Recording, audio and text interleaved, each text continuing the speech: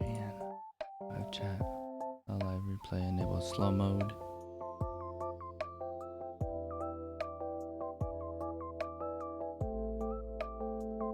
So Worm, I'm trying something new today, where I'm having Astros actually come on to the stream, and I don't know, we might talk for like an hour or so.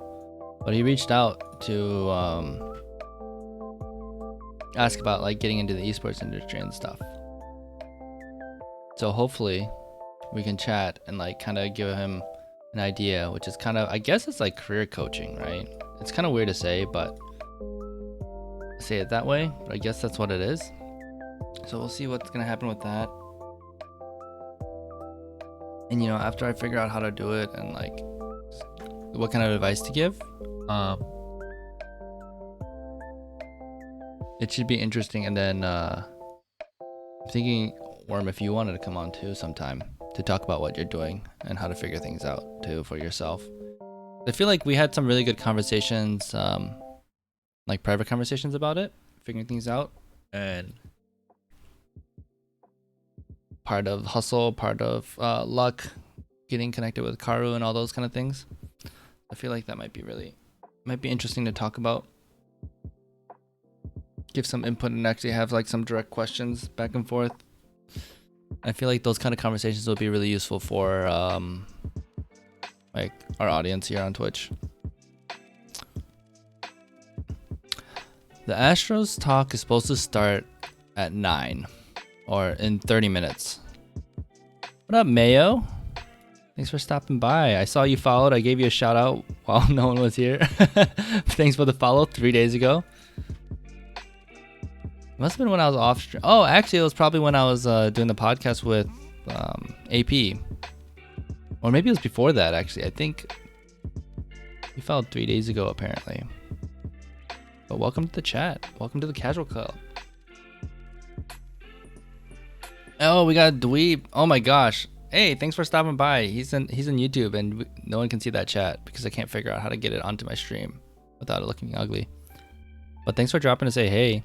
Arches National Park. That's, if you guys don't know, Dweeb, I was on his podcast. You guys should check it out. Let me find it. But first I want to see Arches National Park. He's moving to California right now, but he's kind of like taking a nice road trip. So now he is about to enter the Arches National Park. Oh, dude, get awesome photos. And drop by and like just tweet me or something telling me how it was. Oh, I want to get outside so bad. Oh, it's beautiful. Oh, this is what you need during quarantine.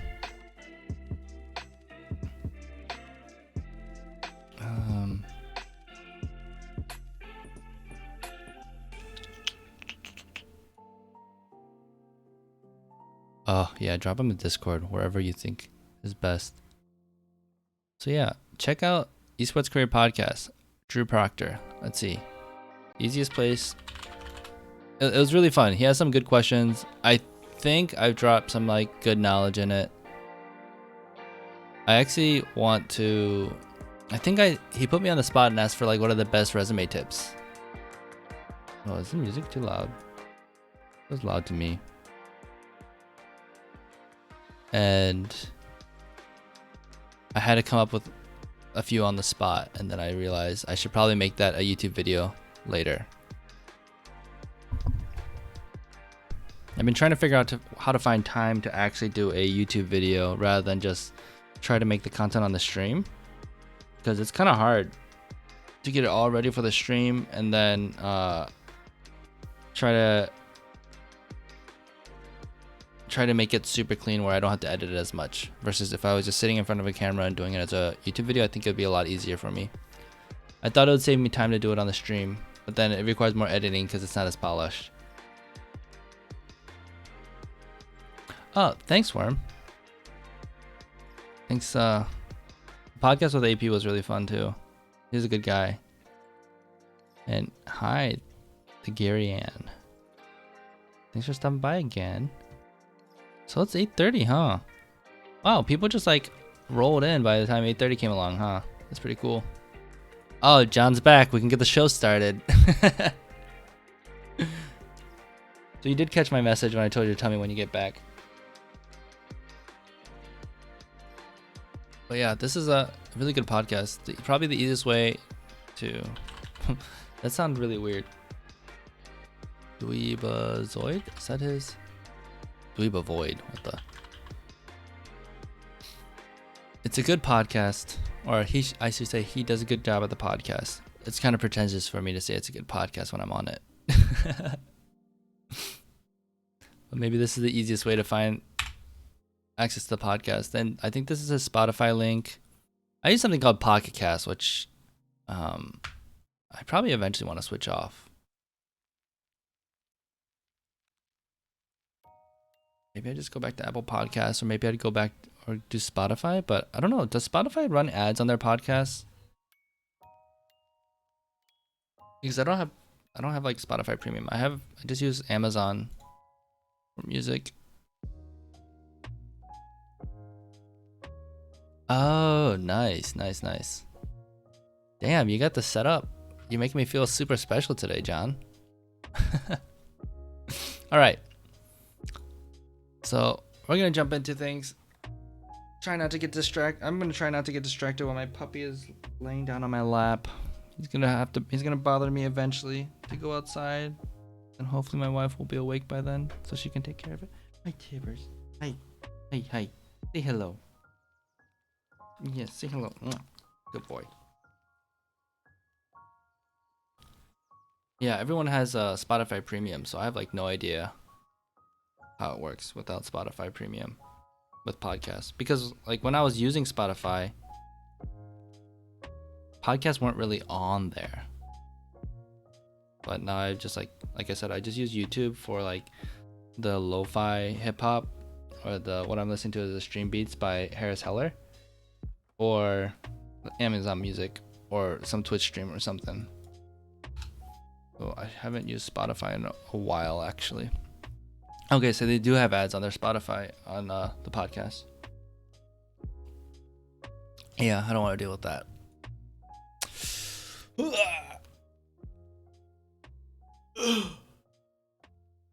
It is early. I'm lacking sleep. All right, so today, guys, thanks for stopping by. I'm super excited to have all of you guys here. Super excited for, if you have 5 minutes to stop by, if you're going to stay for a full, hour and a half, whatever it is, really appreciate it. Whether you're on Twitch, whether on YouTube. Today, we have a few things we're going to try to get through. I don't know if we're going to get through all of it, but we're going to get through this. How to grow your Twitter. How to use your Twitter to grow your esports presence. I feel like Twitter is super, super important. And apparently, people don't know exactly how to use it as well. So I did some research on what people suggest for growing your Twitter. And also kind of just thinking about what I did to grow my Twitter following. Just so that to help you get a chance in esports, because we all know that we've talked about this many, many times. Like, networking is probably the most important thing in esports. So then after that, we're talking with Astros. Astros is, I think he's trying to get into coaching or analyst work.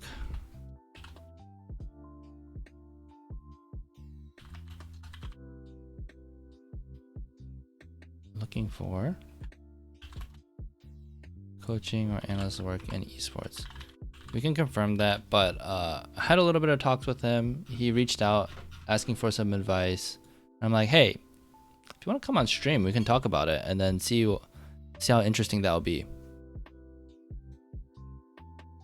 Cake Man B, what's your question? Might be able to answer it real quick. Otherwise, we can try to throw it in at the end. And then after that, we'll do... People ask about esports work-life balance. And I think that might be interesting, especially with like the whole thing coming up. I didn't really follow what people were saying, but just how like it's kind of crazy in esports. So I'll give a little bit of insight for people that aren't fully aware of what that looks like. But Cake Man B, drop the question in chat or a subject. I can at least try to give you a quick answer if I feel like I have an answer for it. Otherwise, we could either figure it out together or I could save it for a later stream. I got this notebook right here, brand new notebook that I bought. And right now, the ideas, I just write these down. I got like a Twitter DM recently, and we were talking and he gave me some suggestions. So those are all my, I don't know if you can see it, but you get the point that there's just a lot of ideas, bullet points for the content bank that I have to like answer these questions.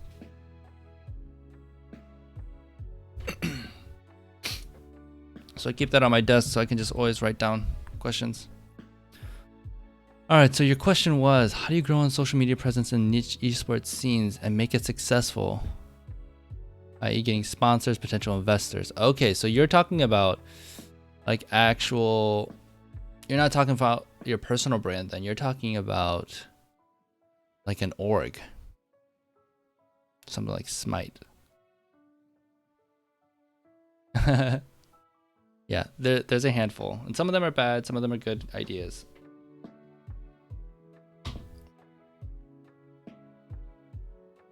By the way, guys, if you ever have a lot of extra money to spend on something that will provide you tons of value but is probably overpriced, I have this like heating mug.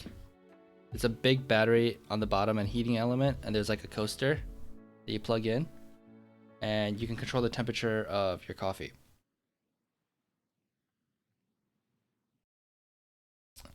Yeah, Cake, I think I have some ideas about it. It's really hard to grow as an org without like relevancy. And if it's an amateur org, it's really, really hard because a lot of those, and they all say the same thing. The biggest thing that they want to say is like, hey, look at our team and look how we did. But if you're an amateur org, do people really care? So I think that's really, really difficult. And what most people do is they just start making memes. But it's really, really hard. It's really hard. So you have to be able to create, I think that you, as an org, you have to think of yourself as an entertainment business. So you got to think about how you're going to provide entertainment, provide value through your content. And that's in itself a full-time endeavor, or it's just as much work as building a competitive team. So that's really, really tricky. I mean, we even see this for the LCS teams, which are probably in mainstream esports, right? Golden Guardians, the org I'm a part of. We have under 10K subscribers, which is pretty sad, right? Compared to TSM, who has like 2 million or something, 2.29 million. Wow, I can't believe I remember that. But let's say I just say, yeah. So you honestly have to make content, because unless your competitive team can stand out, the only thing you can do is make content. I think that's the hardest thing. And thanks. Yeah, the win was 2 days ago now, but it was hype against TSM. That was so exciting. Dude, these Ember mugs, yeah, John, they're amazing. Okay, mute the music. Time to get to business. But Cakeman, I think that's an interesting. I'm gonna put that down. Growing a social presence with an amateur esports org. And if you have an example, like if you have a specific one that you're talking about, like maybe you're already working on it, let me know, and then maybe we can do an audit or something, and we can figure out like what are the possibilities for specifically that. Although I'm not super familiar with Smite, but it's just like another esports org, another esports game.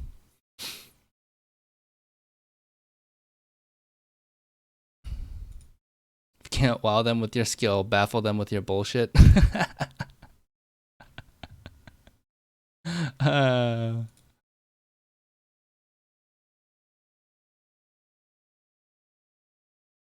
I'm one of those subs. Yeah, we can do that. And obviously, if it's content for the stream, that always helps me out, and that will make me prioritize what we're talking about too. Because I'm getting at that point where I'm actually busy and I have to say no to things, and I don't like doing that. I want to do lots of things, but yeah, there's a value trade that we can give too. But I really do like to help. You should definitely DM me or hit me up on Discord or something. Probably Twitter, actually. Okay, so let's talk about how to use Twitter to grow your esports presence, because that is hard and that is very, very important. So why is it important to be on Twitter for esports? Well, first of all, why is it important to be on Twitter? Everyone is freaking on Twitter and esports. With an asterisk. I have some coworkers that aren't as active on Twitter, but Twitter is the medium where everyone is just talking, right? I think it just makes sense because Twitter is a place where conversations happen. Twitter is a really, really quick way to put out memes and to digest content. And it just so happens that a lot of the pros in the scene and a lot of the personalities in the scene are on Twitter.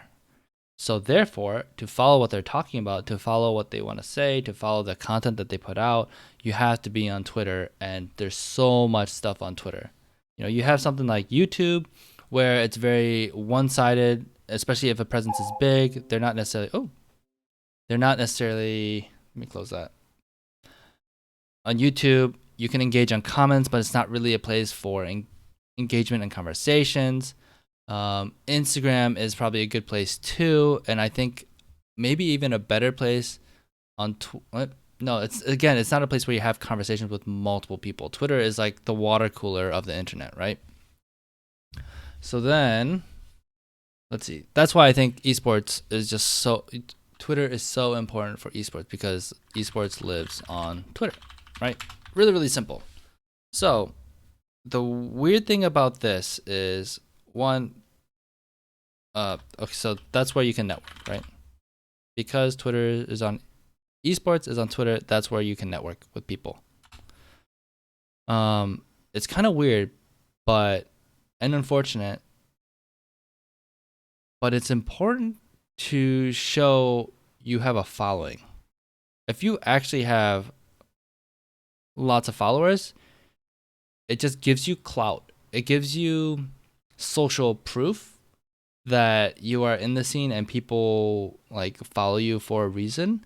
So if I see someone, for example, that's applying for a job like as an editor, and they have a lot of followers, I'm like, oh gosh, this person must be like more expensive, or he must be a really good editor. That's what just ends up happening. If we get a social media manager that has lots of followers and they're applying for a social media job, then I'm gonna be like, whoa, they know how to use Twitter. They know how to use whatever, because they've obviously gotten followers.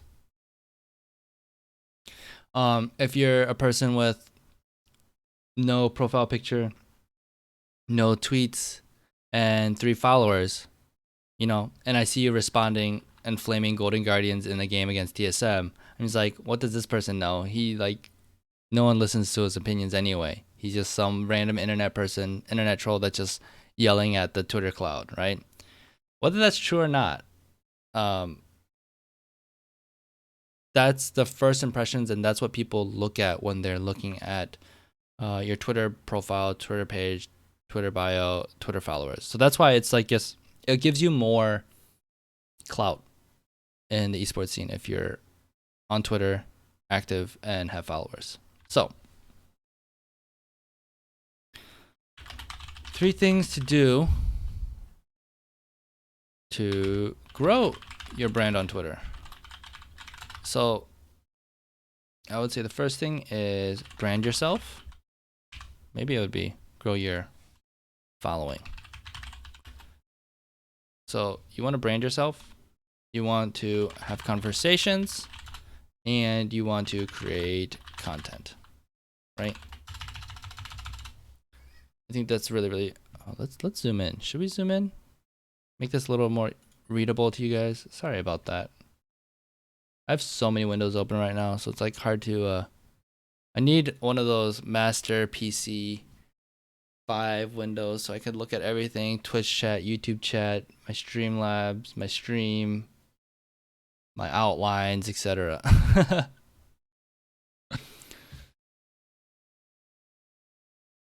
So Cakeman's asking, should tweeting constantly about random thoughts, by the way, be the way to go, or build a community through opinions and discussion? Is less but high quality content more valuable than tweeting every day? I'm going to be getting into that, but what I'm going to say quickly is, if people aren't engaging with your tweets, if people have no reason to engage with your tweets, if they don't care about what you're tweeting, then you're just tweeting to no one, right? So you have someone like, oh man, I don't know his handle. Carson? Oh, jeez. I'm a Carson. Carson, call me Carson.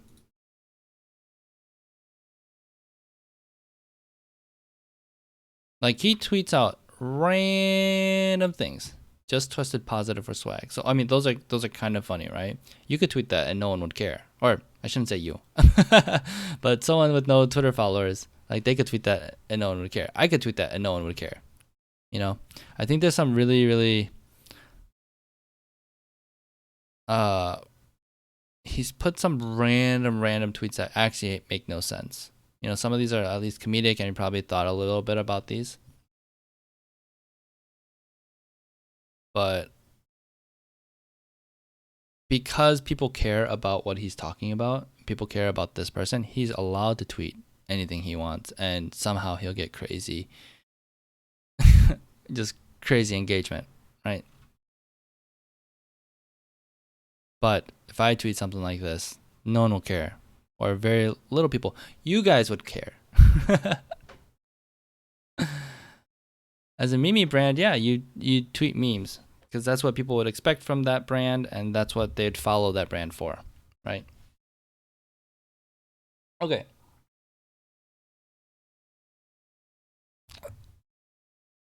So let's talk about the first one, brand yourself. So this is stuff like your bio, your profile pic, your links, pinned tweets, even your feed. Let's see. Anything else? Let's just look at mine, for example.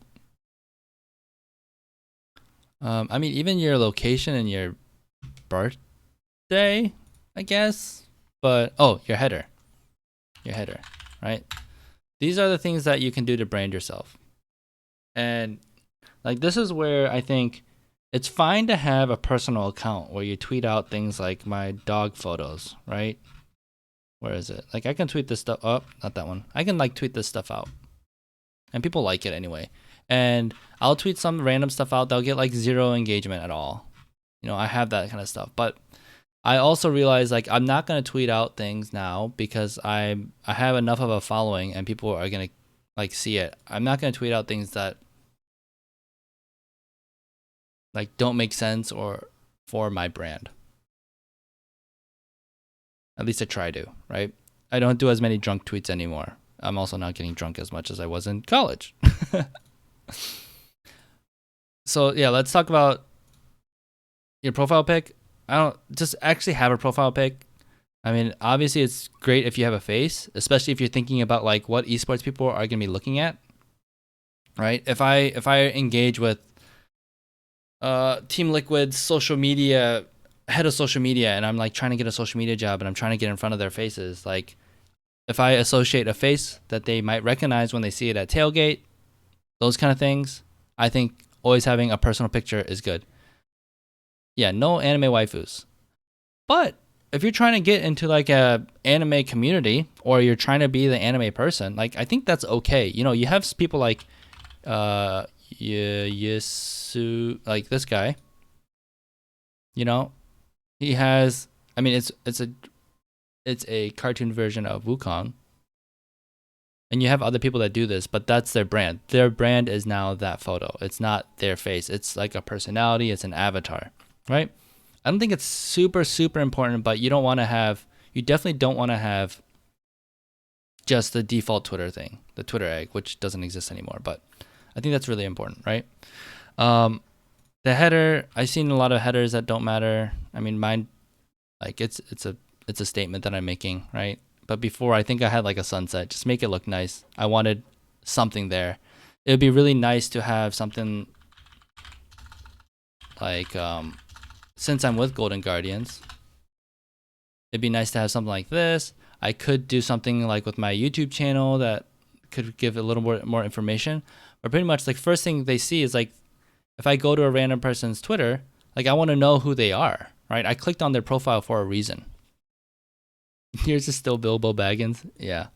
I want to go to something that got lots of engagement, right? Let's see this person. If I put out this tweet and I'm like, oh, who is OP BLM fan? Oh, okay, this person is actually League of Legends head coach. That's cool. And I know about this person, right? Let's see. If I go down, who's this? Okay.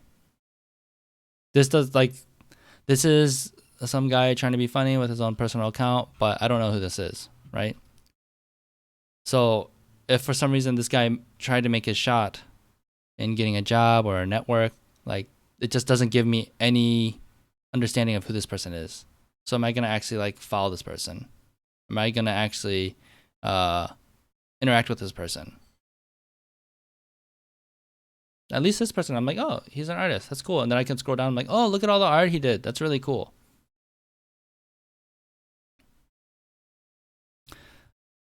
Hey, Sloth. I think I know who you are. Actually, I know who you are. How's it going, Crystal? I hope you slept in a little bit.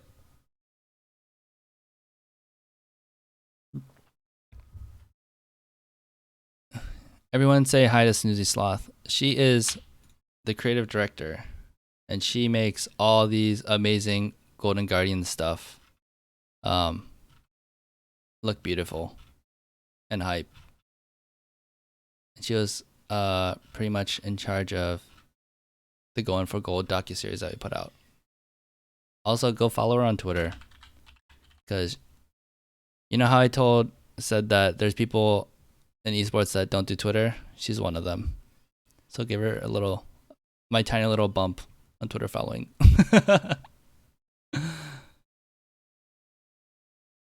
Sorry, I put my chat on blast. Oh, I don't think I let that sit long enough either.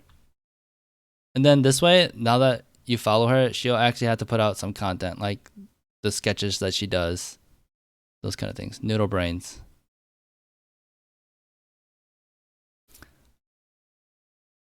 Okay, so let's go back to my profile, because yeah, I'm gonna put her on the spot too. She at least put like this stuff in her profile, which is helpful. It makes it really searchable. Welcome to the Sam difference. And that's what I put on there. Although for some reason, I think when I tried searching for at Golden Guardians, my name didn't pop up. So I gotta figure that out. Maybe it's the punctuation around it. But yeah, I would say the next really important thing is the bio, because this is where you can say who you are, what you're all about, and also the biggest thing is to make it searchable, right? If I want to make sure that people can find me when they search Golden Guardians, I have to put that in there. And putting the at really helps too. So if I if I search at Golden Guardians, let's see what actually happens. And search people. Do I pop up? I wonder if I don't pop up because it's me, right? So anyone that has at Golden Guardians in their bio, even if it's like a fan that says like, oh, at Golden Guardians is my favorite team, they should pop up in this stuff. Well, let's try this. Maybe it doesn't pop up because I'm searching myself. That would make, oh, I can't do it. Someone search. See if I actually pop up on this, because that would be really sad if I don't. So let's say I like want to get a job at Team Liquid, right? Oops. And I want to start like finding all the people, or I want to network, maybe not a job. I want to network. These are the people that I can start following, right? Shoutcaster. He did, and then this is also where you can kind of flex too. If you've done work before, like Wormlex, I'm gonna assume that I can go to your Twitter profile. For example, you can now put like editor for I Will Dominate, you know, or did Face Check Podcast, helps with Face Check Podcast, or even at Lola Podcast, all those kind of things. And then when people search those, or when they visit your website or visit your profile, they're like, oh, I know this. I know that. That's pretty cool. I'm going to follow this person. I mean, a lot of people follow me because I'm just associated with Golden Guardians.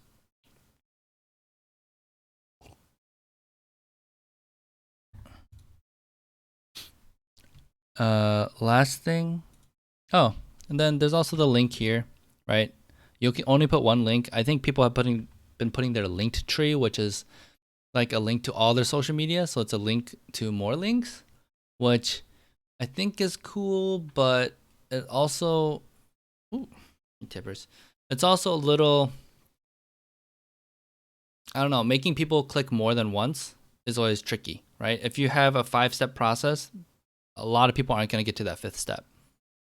So right now, my biggest push is my YouTube channel because I want to grow my YouTube channel.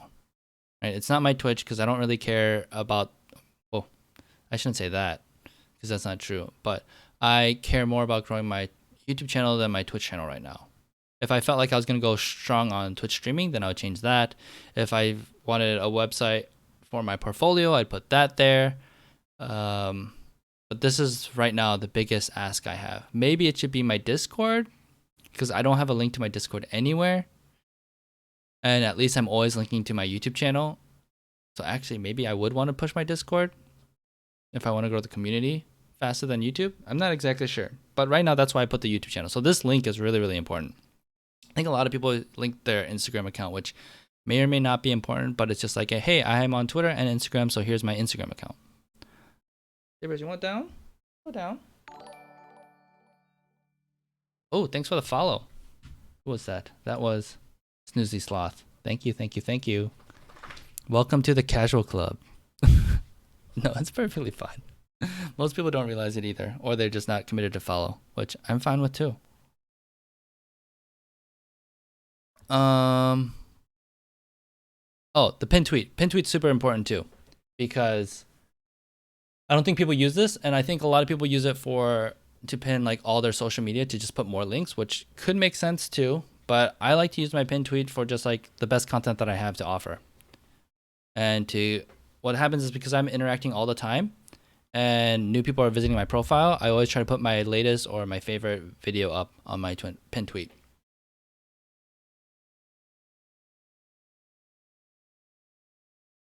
And I realize I'm running out of time. I'm taking so much time on this stuff. So that's how I would say you brand yourself. Then after that, I would say, like you said, have conversations. I think this is really, really important. Twitter, like I keep saying, it's the water cooler of the internet. You don't just put up flyers at the water cooler. You talk to people, right? And I think this is what makes Twitter fun. Using it. I don't know if you can hear my dog snorting, but just to kind of quickly go through it, I would say to have conversations, you need to find people to follow and engage with. People to follow and engage with. And this could be really, really simple. Let's say you're an LCS fan. I don't know what Smite would be, but you could do hashtag LCS, right? You search these hashtags and see who's talking. And you could search by top, or maybe latest is probably best if you really want to just start talking to people.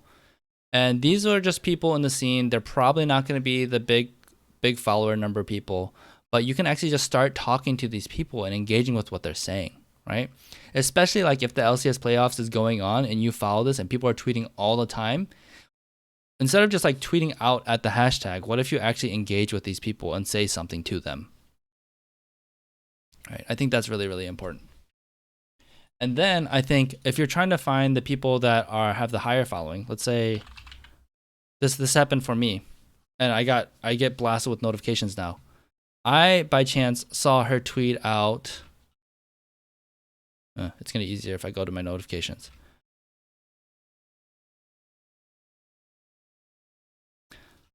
something and I responded within the first minute of it. And because of that, I get tons of engagements because when people open up her tweet, which I can't find, they see my tweet first. Wow, I can't find it. Where are you? As I say this, I just can't find it. That's too funny.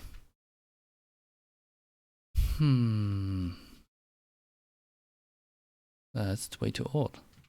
She tweeted out. Here it is. What happened to the LCS so far? And I was the first person to tweet, and I got 99 likes on this thing. Right? And then I tweeted this for Golden Guardians engagement as well. And unfortunately, no one commented on it. But that's okay. So eventually, if you do this with people and you talk to them, especially the big names, if you're one of the first people, you can see like how they probably can engage, right? And also what you could do is you could see Shock's tweets. Does she ever respond to any people that that reply to her? Oh my gosh, can you guys hear Tibbers whining? Hey Tibbers, come here. You want back on my lap? Come here. Come here.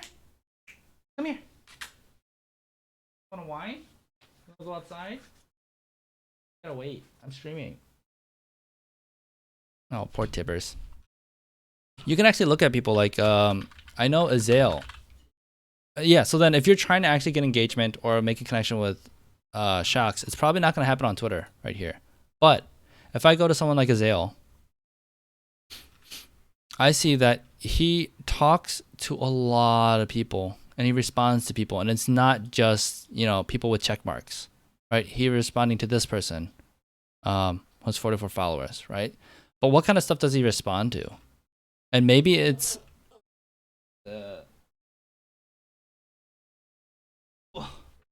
Baby Bear is back in my lap.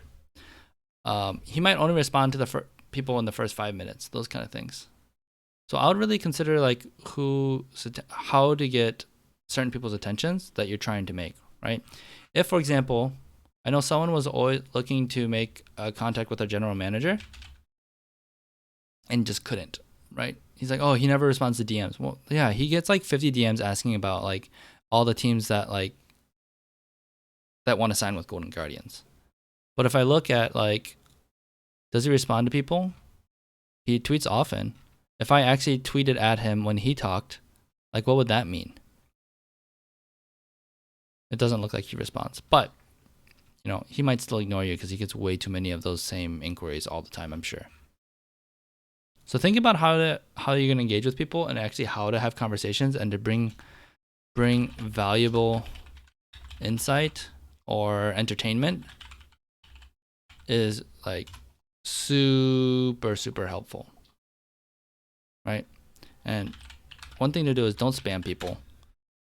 People notice when you just reply to every single one of their tweets, just like, when you're on back in the day on Facebook at least, or I guess more relevant is Instagram. You're on Instagram and then you see your ex just liked all your photos for the last year. Like that's what spamming someone's Twitter profile is like, where it's like, wow, that feels really weird and desperate. So don't do that either. Just actually have conversations with people and use that. And don't expect the first time you comment to mean something. And I'll tell you like how you get a follow from me now, because I follow a ton of people because I want to just keep up with the scene and I want to hear what people are talking about. So I used to follow just everyone that followed me, and now I don't do that as much because I don't want to clog my feed. But the way you get the follow is once I see people engaging with my tweets enough, I see them follow me, I remember, like, I think this guy, I probably don't follow him. Yeah, I don't follow him. But if I see him engaging with my stuff every now and then and saying useful things, I recognize the profile and I start following it. Because I know that I have a certain amount of followers that can be impressive to other people. So giving a follow to them, like, they feel good about it. They like that. So I kind of like give that back. And then what happens is that if he's on my feed, this person's on my feed and really, really annoying me, then I might mute them or I just unfollow them later. But That's because they're not providing value to my social media enjoyment, right? Okay. I gotta check on Astros. Hey man. Be ready soon.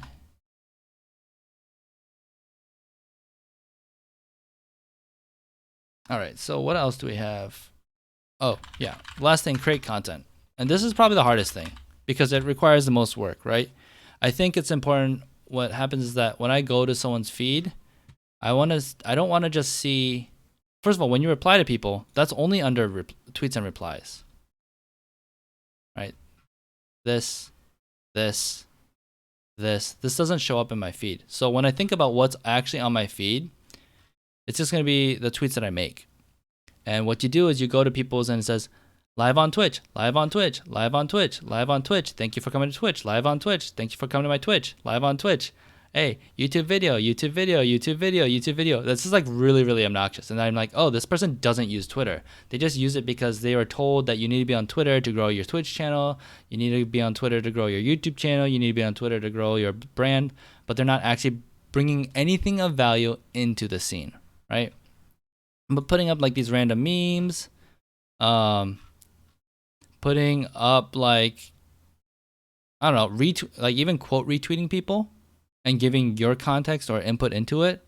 Those are all things that like are brought into the internet that could potentially bring value to someone. And value doesn't have to be educational. It can be entertaining. It could be humorous. It could be inspirational. You know, Pokemon even just tweets out like, hey, just know you're a beautiful person today, blah, blah, blah. Like this one apparently didn't provide any value and no one cared about it. I thought this was really funny, but that's okay. It could have been timing, whatever. But either way, if you're not putting anything out there, then no one's going to care about your feed.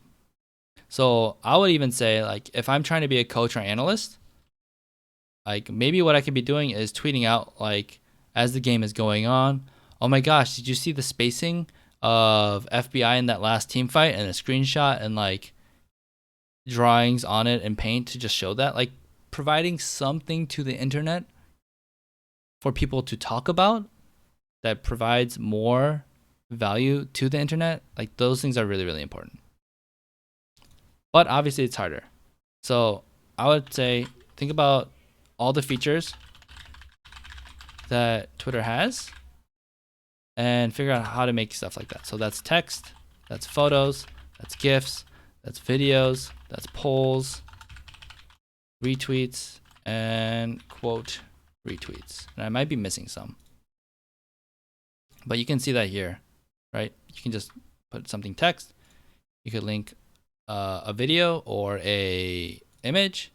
You could go to Giphy and just put like random things out there.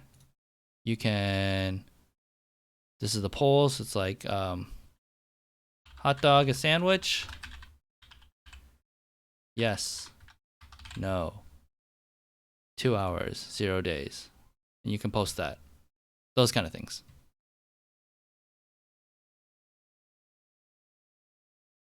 Hot dog is a taco. Oh yeah, we had that discussion in the office once, I think. Let's see. Let me double check on Astros.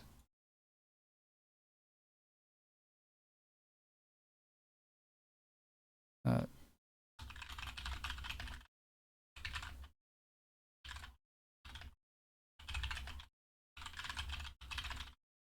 right, Astros running a little late, which is fine by me because I'm running a little late too, a little long. Let's see, what else? I mentioned think about the value you can provide.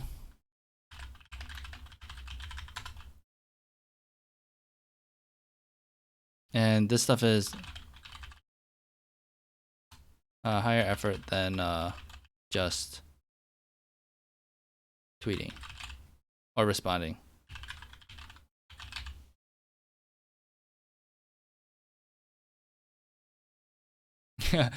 Hot dogs are too special. Don't combine them with anything else.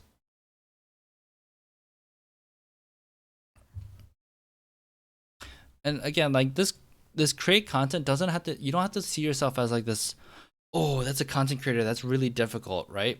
It can be really simple stuff. Just think about what you have to provide. You know, you have friends for a reason because you say certain things or you talk about certain things or you have certain history or insight and interesting things about you. So just figure out what those are, right? And then you just figure out what niche that belongs in. If you're really thinking about like trying to grow your Twitter brand for esports, start really figuring out like what do esports people want to see, right? Just the same like if you have an Instagram feed with your buddies, like you post certain stories that you think your buddies want to see and that they engage with, right? But now it's just like the internet, so it's a little more. But people don't know who you are necessarily first, and you have to like create that awareness to create new friends with them and convince them that they want to follow you. And I think the big thing here, if you want to make like really good content, quote unquote content for Twitter, like you got to think about what people are going to engage with. And the coveted thing is like, how do you get that retweet? And this is like exactly what I think about when I do the Golden Guardians meme stuff. I try to think, or I should talk about this first. What people first think about is that their feed is this precious place where this represents who they are. So if I want people to think I'm funny, I'm going to retweet things that I think are funny so other people will be like, wow, Sam always is tweeting funny stuff and retweeting funny stuff that I missed, right? So when I think about, I'll talk about the last one, which is the stick bug video. One, I thought it could have a chance to go viral because TSM's attached to it. But also, where are you? I knew that people want to share this because people want to stick bug other people, right? And it got 140 retweets, which is kind of crazy. See this dot dot dot. This guy's also trying to stick bug people. If you guys don't know what stick bugging is, I guess I should show this first. Just missing the chain. FBI gets quickly healed back up by Closer.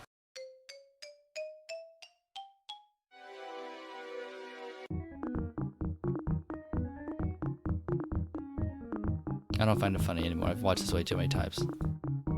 I don't actually know if it's funny. Enough people thought it was funny. But it's pretty much like just rickrolling people, right?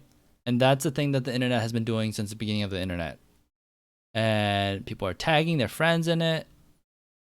Yep, there's another tag. It sucks that that shit like this is still in pro play. This guy's trying to bait his friends. I don't know what this says in Turkish. This guy liked it.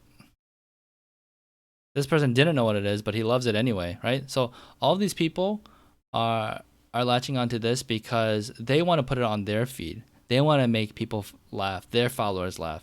So if you can think about what other people want to put on their feed, that's important because people want to feel important. So when I think about like the top echelon of engaging content, I always try to think like, what do people want on their feed, because that represents what they want to be thought of as well. Get stick bug. This is amazing, actually. Big brain. And therefore I liked it. Right? So people, that's the thing. These guys are also commenting on Golden Guardian stuff, so they're getting some engagement because people click on this and they want to see like, oh, what are people saying about this video? Yes, stick rolled. And then some of these people are gonna get likes and also engagement because they're one of the first people to either reply or they actually have an interesting reply.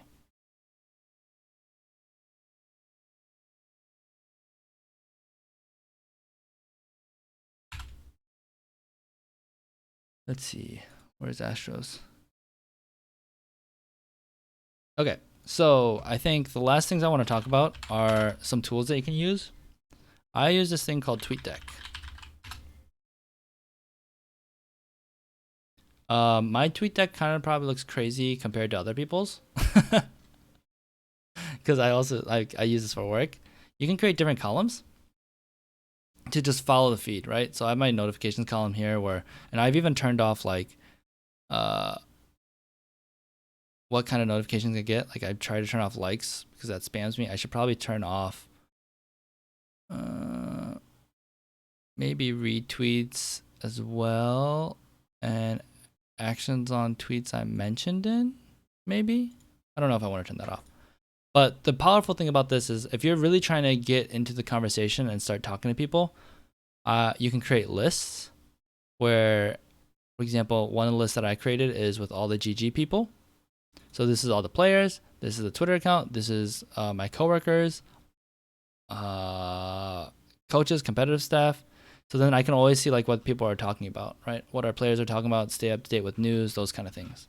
So let's say I was trying to get a job, thinking about like 6 months from now, I really want to network with Team Liquid people. Then I'd create a Team Liquid list, and then I'd like follow that and always be chatting away, like responding to whatever. So like not Ian Sands.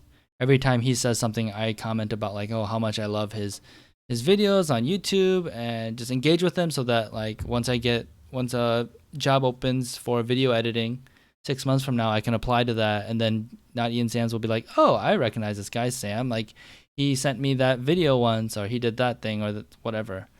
And another thing I do is I have this list which is just search for Golden Guardians, and this is literally like everyone talking about Golden Guardians. If anyone is responding to anything that says Golden Guardians in it, this is the list. And this was going crazy during the TSM game, but this is where I can see what people are talking about with Golden Guardians. This is where I can see people like talking positively, and then I can okay, I love Golden Guardians, but them upsetting Team Liquid doesn't seem like a reality to me. FlyQuest could easily beat Cloud9 unless they're back to form. 100 Thieves versus EG is definitely EG favored, but it could go either way. Guess we have to wait and see. Love the casting, Azale. Then I could. That's not one I would, but let's say it was like really good and positive, I would like it, and I might even say something like, oh yeah, good take, blah blah blah. And then that way this person would actually like check out my profile and most likely follow me because I work for Golden Guardians, and if I want to increase my followers, right? Maybe one thing I should be adding to this is actually like people that are trying to get jobs in esports. So like esports jobs, I can add that. Add a column, search, and then I could be interacting with people that are looking for esports jobs. That is something that I could do. Hey Steven. Thanks for stopping by on YouTube. Much appreciated. So this is how I use TweetDeck. And this is one of the easiest ways to just like get a huge stream of information and to figure out who to interact with. I think this is super, super powerful. And you could always just tweet from here too. You can manage multiple accounts. The only thing is you can't do GIFs in here easily, which is really, really painful actually.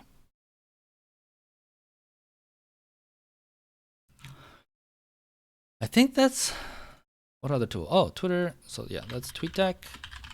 And then advanced Twitter search is really powerful if you're looking for specific things. The way you find that, I actually have a bookmark, but you'd go to search, and then it's actually really annoying. I have to do that and then click on advanced search. So this gives you like key phrases that you could get really, really specific or really broad with. Search by certain accounts. So if I wanted to really stalk someone and all their tweets about a specific person, I can do that. Yeah. Any questions about Twitter? How to grow it? That is my Twitter 102 lesson. Ugh. I hope that was interesting. I kind of felt like I got boring there. I think I was really distracted by Tibbers. He's like, it's getting hot and humid in the apartment, and he's just like heated blanket on my lap.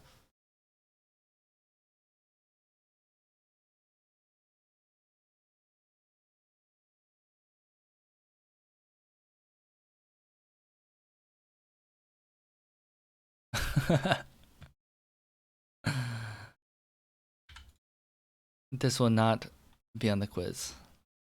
We don't have tests in here. Should I do tests? Would that help you guys learn better? Pop quizzes. I got a quiz question for you, Worm. What's one thing that you should be doing on your Twitter profile right now that you can change after this stream?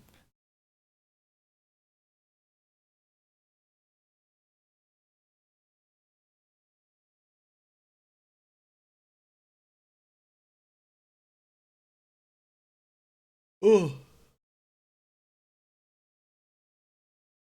I never do yeah, that's right. Changing your profile to reflect the work that you've done. Maybe your banner. Yeah, probably. It's Lord of the Rings. I don't know. It depends. It's part of your personality. That's perfectly fine too. Yeah, actually, I feel like whenever I have these outlines, like I have an outline prepared beforehand that I go through, and then I just kind of fill it out as we talk. And then when I am also in a rush because I was supposed to get done with this at 9, but luckily Astros was late. I feel like these talking points get really boring. This is something so much. I think this specific video, unless I have a lot of chat interaction and like Q&A, it's totally better to just do this as a YouTube video. All right.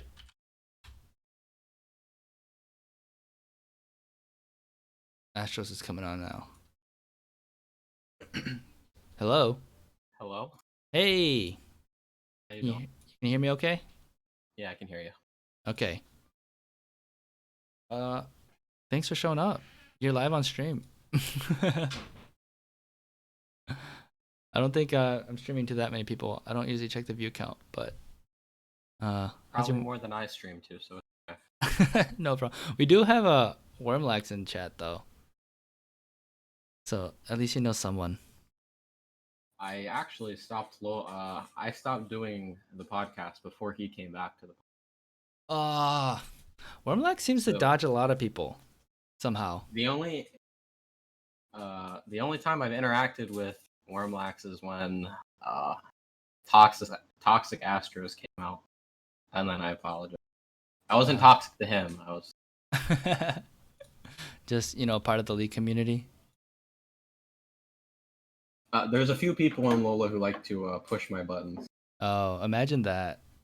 I know. That Blake guy. That Blake guy. Okay. So I'm still getting my bearings straight. I just like rushed through some subjects that I wanted to talk about.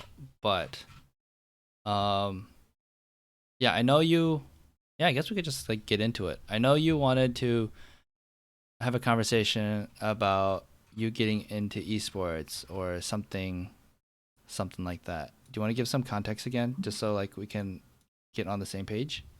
Yeah. So I've always I started playing League in season 5, and even before that, I've always kind of watched the pro scene or whatever game I was playing at the time. So before League, it was like Counter Strike and Call of Duty and stuff. And I always wanted to be in like that kind of environment and that like situation where you're working with a team and trying to progress to the next level. I coach hockey right now, so in my free time, that's where I was before this. Um, and the league scene is always something.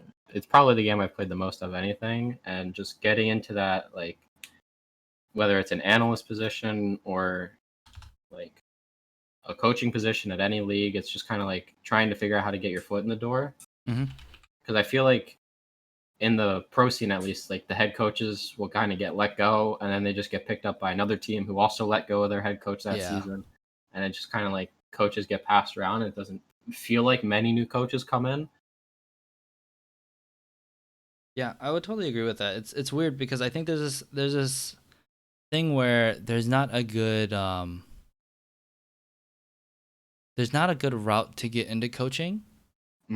And it's really scary to put your whole team like on the line for taking a chance on someone that doesn't have any proven record, right? Exactly. So it's always safer to just go with someone that that can do it, and then hopefully the general manager or someone else like can help guide the coach better. And then actually finding experienced coaches is really, really difficult. So then I guess like that's why what is it? Having the analysts and assistant coaches and academy coaches, like that's I guess the way you bring up like new talent in the head coaching position. But Yeah. I totally get what you mean. Especially ideally, I think people are like, oh, there's plenty of people with that coaching experience professionally, like you said, like you coaching hockey and those kind of things. But then bringing that into the league scene is really tricky because players' ego.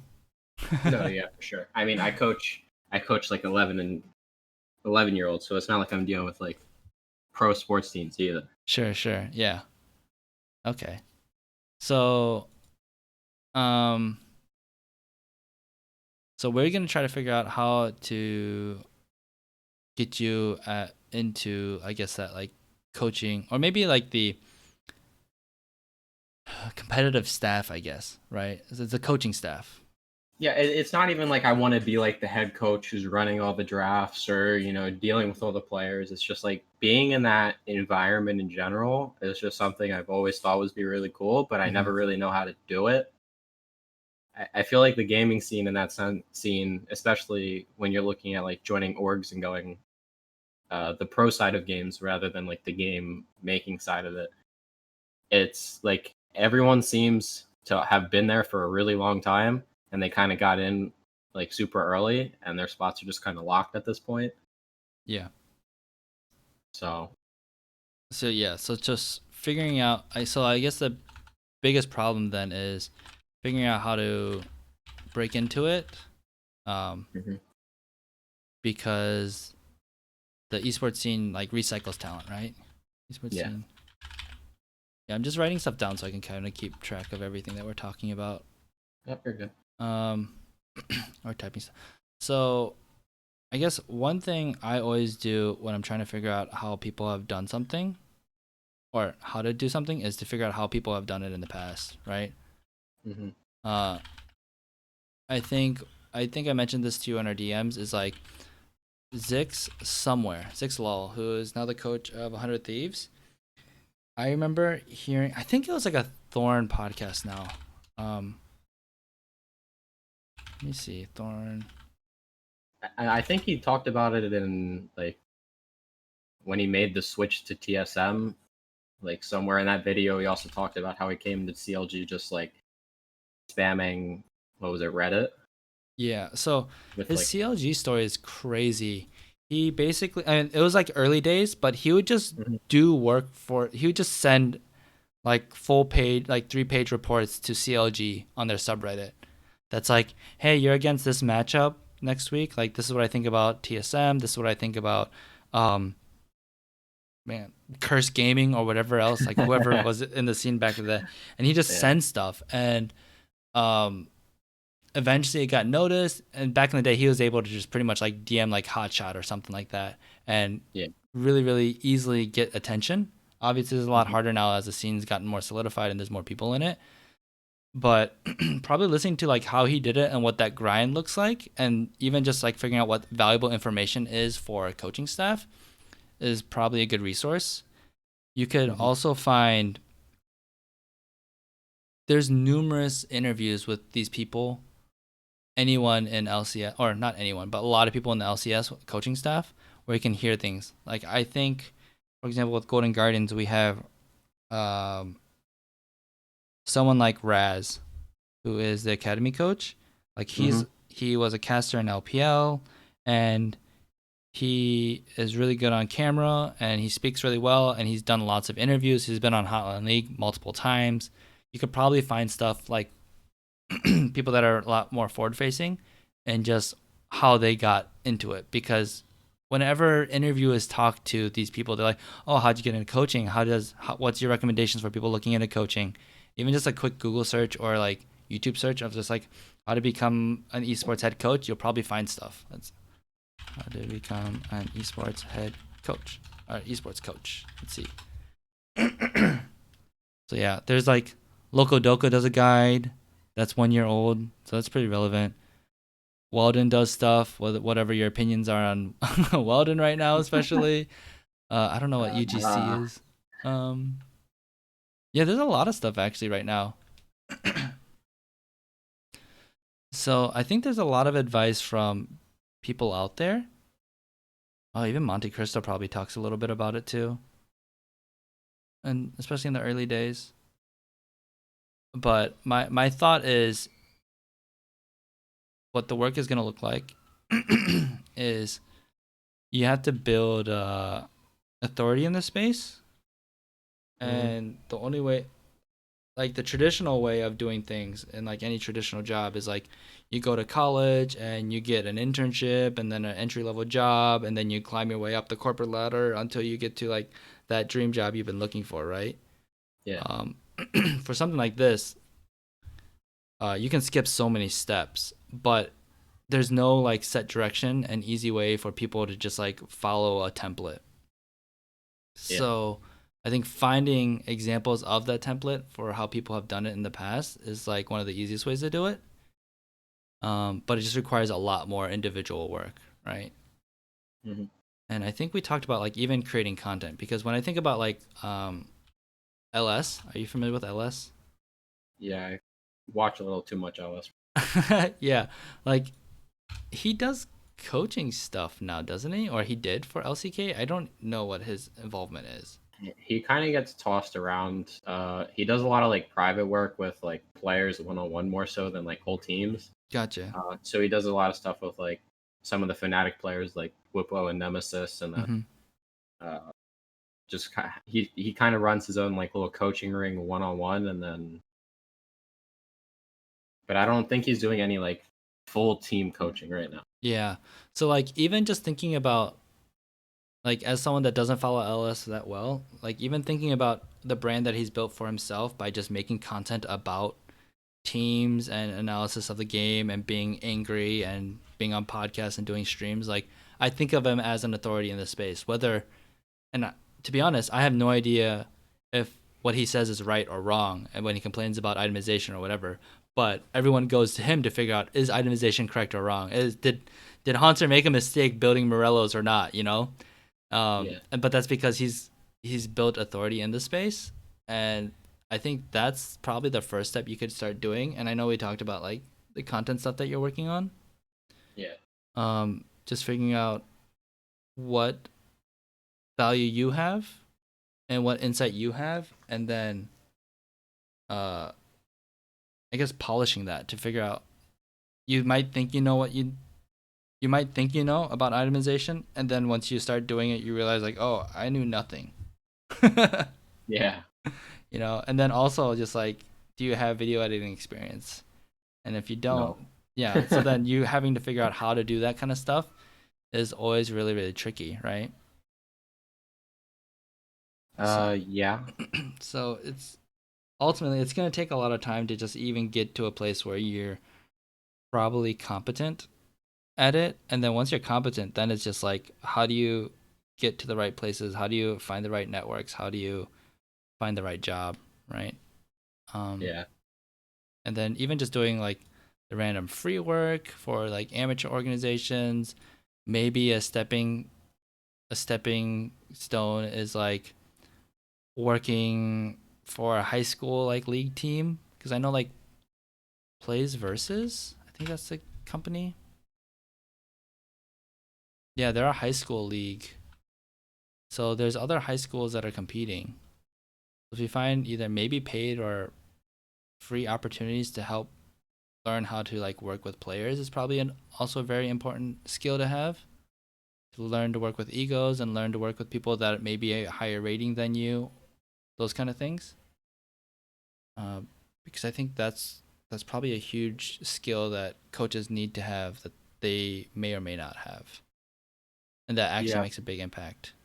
So I've looked into the high schools in my general area, and none of them have any sports program. Mm, So I've looked into it that much. I do go to college, and my college does have a league team. Now, recently, I had tried out for the league team, um, for their varsity team, yeah. and then there's talks to where if I don't make it, that I would come on as like a piece of the coaching staff. Hmm. Because originally they weren't opening it to online students, and then the whole thing with COVID happened, and they're like, well, everyone's online, so it doesn't really matter. Yeah. And my original plan was to just still apply for the coaching spot anyway and just try and go this route because I don't think there's any way that at 21 and being hard stuck like plat 1D4 that I'm going to go and all of a sudden make it pro. But they told me to try out anyway, and then if it doesn't work, then we can talk about coaching. And then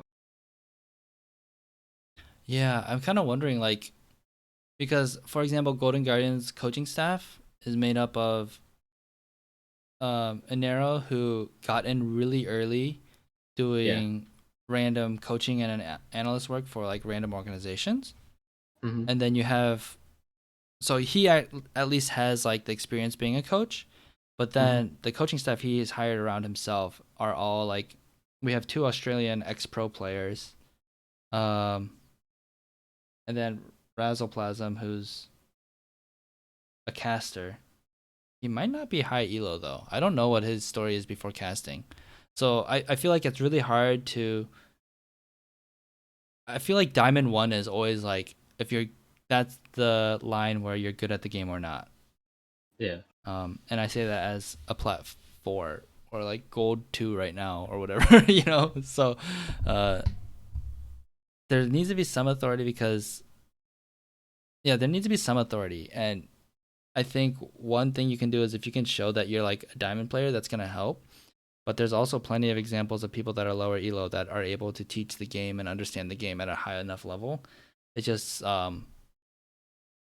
you have to make up for the lack of elo, if that makes sense.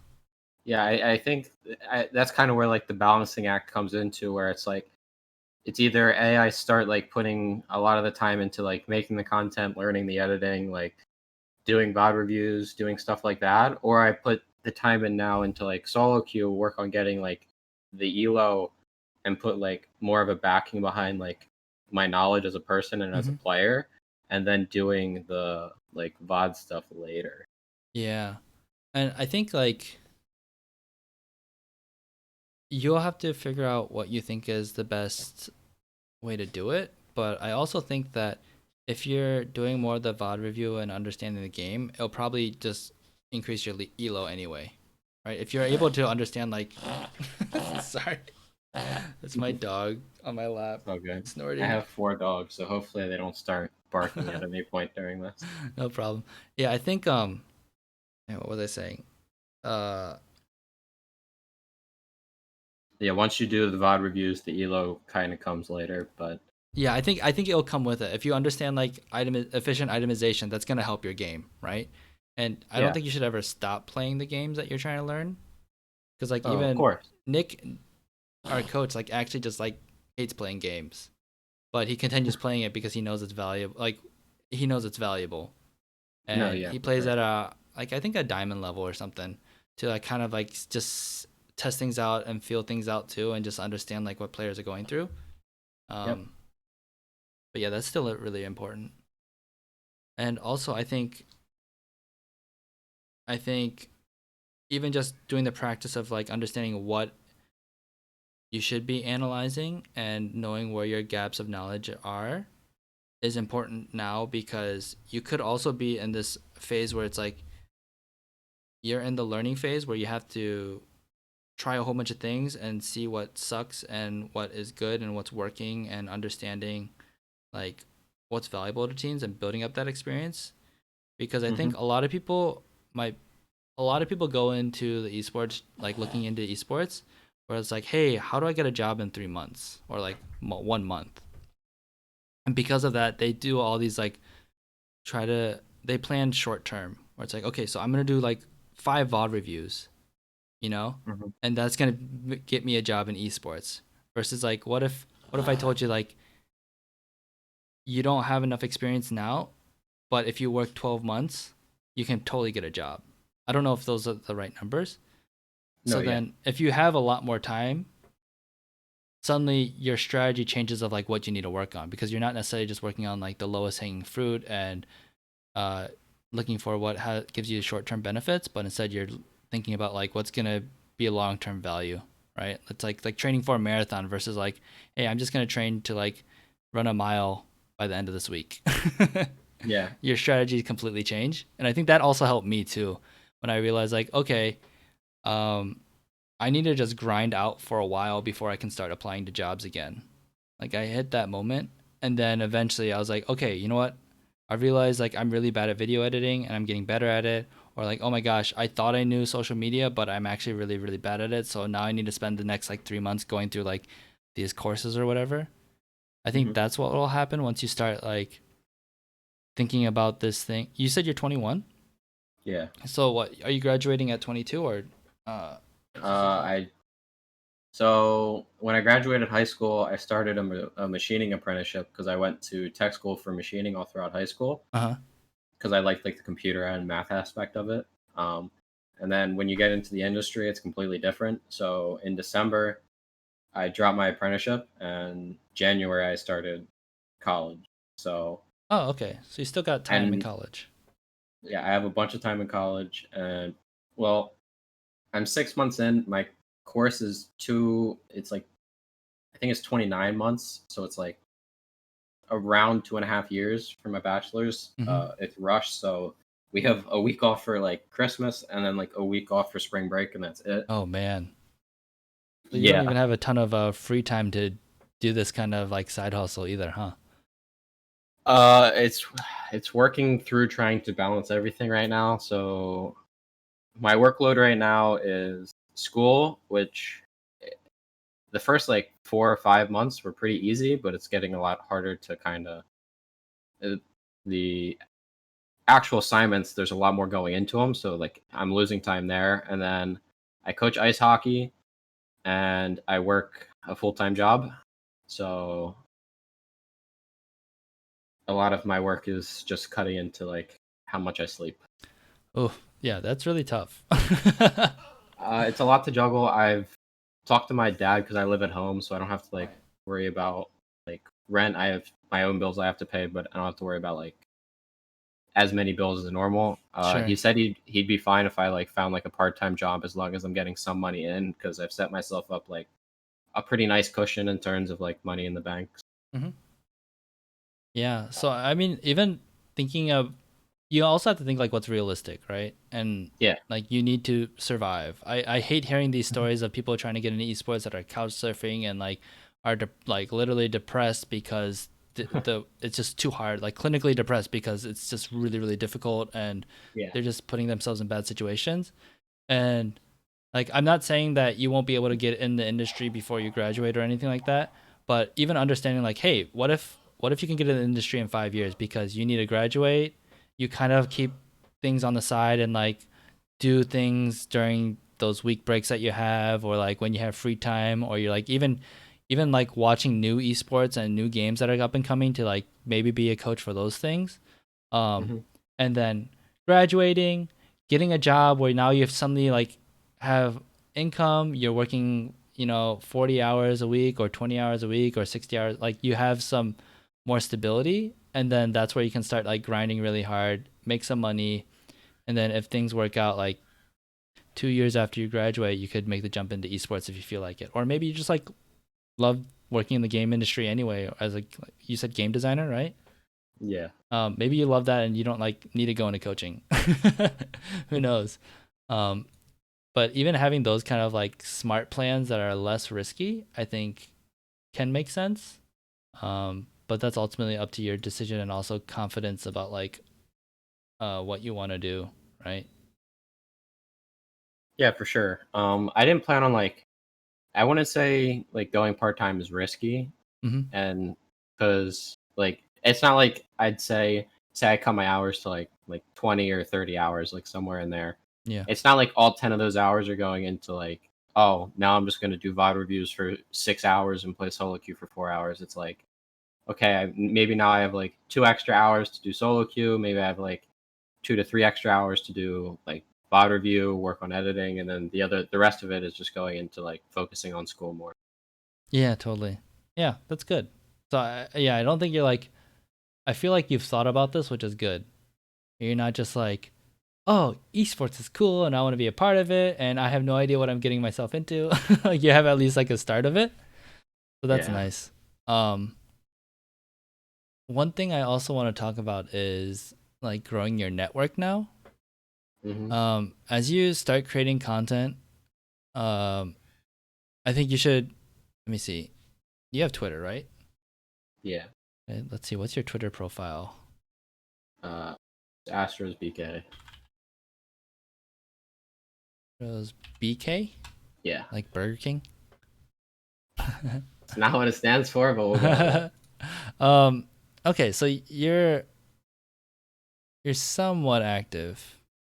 I'm guessing you lurk a lot, but you don't post a lot, right? Yeah, I just kind of retweet stuff and like stuff, and that's about it. Yeah, which is fine. I think making sure during this whole time you're able to like start networking on here would be really good. I know for coaches and analysts and coaching staff and like general managers, like just competitive staff in general, they get Yep. bombarded with messages like, "Hey, I want to be a pro. I'm gonna be the next amazing Bjergsen in the mid lane, or I'm gonna be the next double lift. Like, sign me now." You know, like they get Yeah. so many random stuff, right? So cold DMing them is like really, really, really difficult. I think I've like reached out. I think I sent like Mark Z like a message at one point, like trying just ask him how he got like started in the scene because I Mhm. tried like I think Mark is one of my like favorite on air talents, and I think he's got like a really good brand about the game. Awesome. But like I couldn't find any like backstory on him and how he got started. So Oh, interesting. I know there is. I'm Huh. sure it's like early on, like when he got started in like Hotline League, they probably talked about it, but Yeah, yeah. I know there's a Hotline League episode where they talk about it. Oh boy, but searching for that might be really tricky. Um,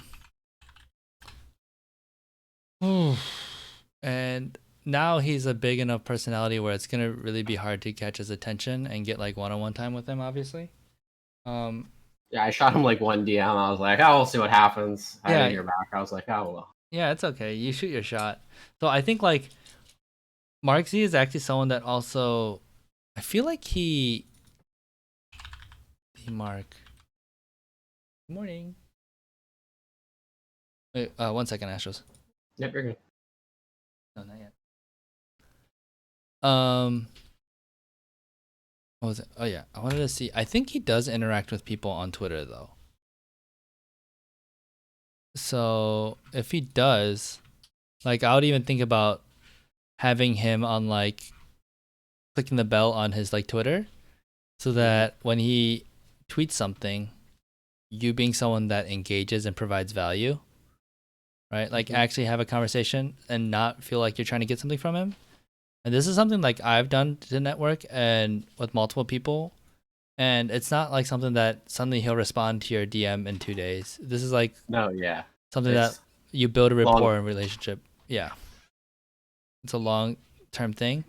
But then I think even just like following what he talks about and then like, you know, finding other people that are similar to Mark Z, like, you know, Azael, and then you start seeing he's talking to like Immortal's assistant coach that you didn't know who that was or something like that, and then you start talking to that person, you engage with their tweets, and then you build this rapport, and then um like I actually early in this stream I talk about like how to do this stuff on Twitter, and then not to shamelessly plug, but I think the latest YouTube video I put out was just like even things not to do when you like DM people. Um, that one also might be helpful information. I Link that watched I, when we first started talking. When I had first messaged you, Yeah. and you told me about it, I went and I watched like a whole bunch of like the ones that you actually went through. Oh, nice. But I did not watch the one that you posted yesterday. But I Yeah. have like I watched all your start here for your new videos, and then a lot of like the new ones that you posted within the last week and stuff. Oh, cool. That's awesome. Thanks. I appreciate that. I mean, they're well made, so Oh, thanks. I try. I'm very I think they're garbage, but apparently people find it valuable, so I keep doing them. Yeah. if you think yours are garbage, then we just won't talk about anything I have. Hey, that's the thing. Like I think one thing that helped me in my content creation like thing is just like knowing that the first 100 things I make are gonna be garbage, and it's okay No. because no one's gonna see them anyway. But then once I get to 101 and 102, like they start getting better and better, and like the more intentional you are and the more time you have, like it'll get better. But Mm-hmm. I just think about a lot of the things I do as practice. Like I'm eventually gonna stop doing resume reviews, and I'm kind of happy that none came in this week because they're really boring to edit, and I don't think they're really great for my YouTube channel. But I Mm-hmm. kind of want to do like 50 of them or 20 of them, because then suddenly, like, whenever a resume comes in, I just like know how to talk about resumes, and I know like, oh, I've seen this type of resumes, oh, this is like the best formatting, this is the things that like you should be looking for. And like, I know that I'm just practicing, so then eventually I'll put out a video that's like, oh, the 5 tips to like to make your resume the best resume in esports, and then I can start talking about that, right? So just Mm-hmm. knowing that a lot of the stuff that I'm doing now is practice, and luckily some people still think like even as I'm practicing, it's still useful to them and I'm still providing value. That's really cool. That's like a nice cherry on top. But I'm ultimately doing things knowing that these are kind of crappy or they could be better, but it's really just to learn, right? um but I sidetracked a bit. Yeah, I Uh, think like when you're talking to trying to network to people that are in the industry, uh knowing that Mark Z is going to be a tough person to get across, like understanding then what's the next level down maybe of like people that you could contact, and if that's not working, what's the next level down and down and down. Like, for example, do you know who Manny is? I've talked about him a few times. He's been in chat. He was part of Lola stuff a little bit too. I think you did a resume review for him, but I don't know who he is. Yeah, so like, for example, he is someone that has some coaching experience.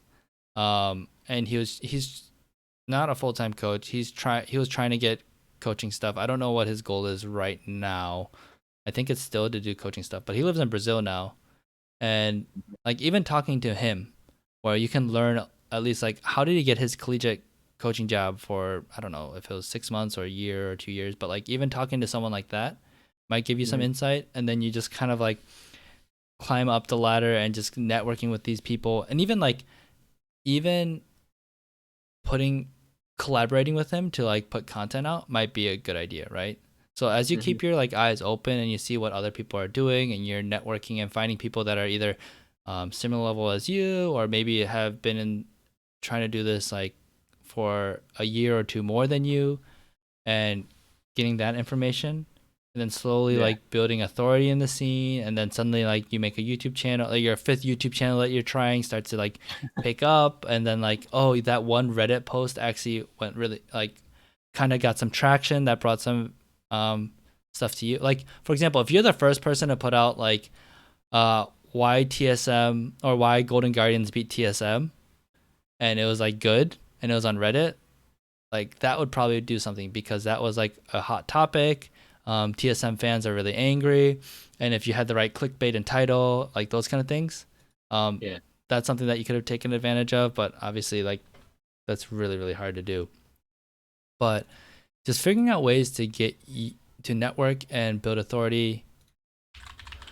Like, low hanging fruit is just finding the not so big things, right? Let's see.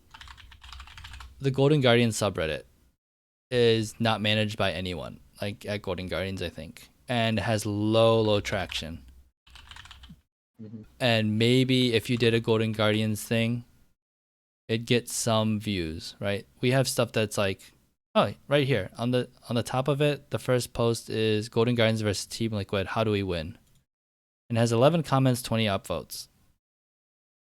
So if you did this like for every single team every single week and posted this in their Discord, posted it in their subreddits, posted it on the League of Legends Reddit, posted it on Esports Reddit, made your own blog, made your own YouTube channel. Um, you know, Mm-hmm. that's other ways to get your content seen, especially when you feel more confident about it. Um, but then I think for DMing or trying to get in contact with these bigger names too, instead of asking like what was your whole story, which is obviously something that he has to spend 20 minutes trying to type something out and explaining to you Yeah. and getting into a long conversation he probably doesn't have time for. If you're like, hey, I put out like this 2-paragraph like Reddit post about analysis between Golden Guardians and Team Liquid. Do you have 5 minutes to look at it and give me your thoughts if you think like you agree or disagree? Asking people for very simple things is always better. Yeah, that makes sense. Yeah, because I think for the most part, people in esports, like, they have the air of like they want to help and they want the scene to get better. But the thing is, they're really, really busy. So then, almost like somewhat skipping niceties and being like, "Hi, like, how's it going? Oh, I'm a big fan," and then like going back and forth instead of being like, "Hey, I love your stuff. I think you're really smart, and I was wondering if you could take a look at this thing that I'm working on and give me like your thoughts about like the itemization talking point that I had at 3 minutes." I think that's like something that would work with some people. Now, again, it might not work if you try to find like if you email Reaper, right? It might be the most popular coach, but it might work for an academy coach or an assistant coach or a 2-way player coach or something like that. Okay. Yeah. So I think that's like the magic of I think the magical formula to get responses on Twitter. But then you also have to know that you're going to get ignored a lot too, unfortunately. It took me like 2 years to get noticed by Travis in DMs. It worked in the end, so that's all that matters. Yeah, it did. Yeah, and who knows? Like maybe 6 months from now, you'll be able to like, you're like, okay, I'm going to get a response from Mark somehow. So you like think about how you're gonna like build rapport and then have the right DM and then have the right conversation or topic or content, and maybe 6 months from now you can take another shot and see if he responds. But definitely don't spam the guy either. But I think you probably know that.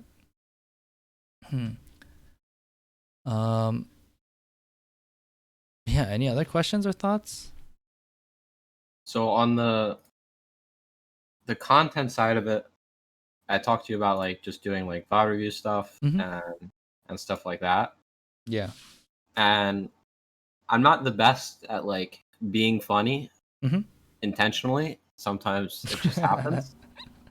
And like I wonder, do you think viewability wise for traction, I think having like funny moments or maybe like small edits to like focus whether around like something like a really dumb play or like something like that.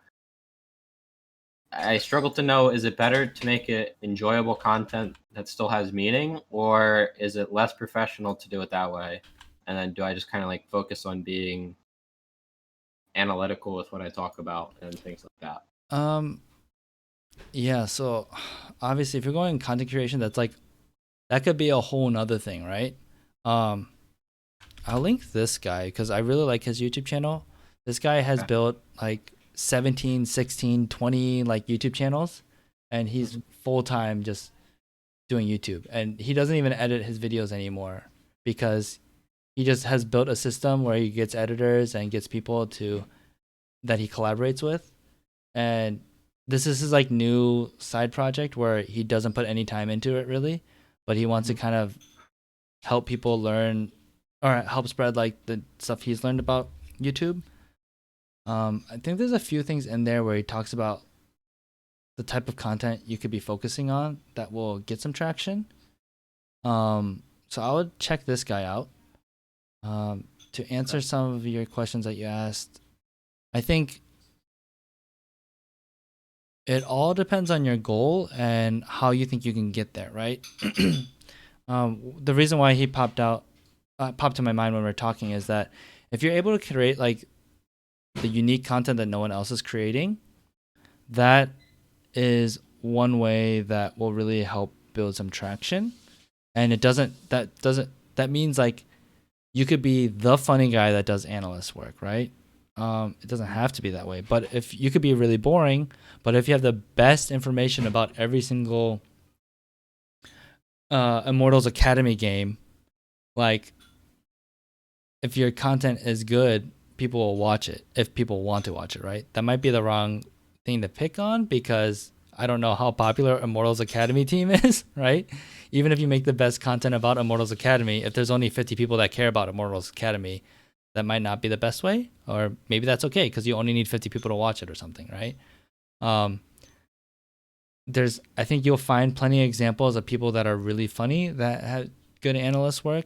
I think you'll find people that are really boring that still put out good analyst work. So I think it depends on just like maybe what's the best thing you can do yourself that's more natural to you. Because if you start trying to figure out like how do you work on your weaknesses and make them better, that's also a lot of time to work on, right?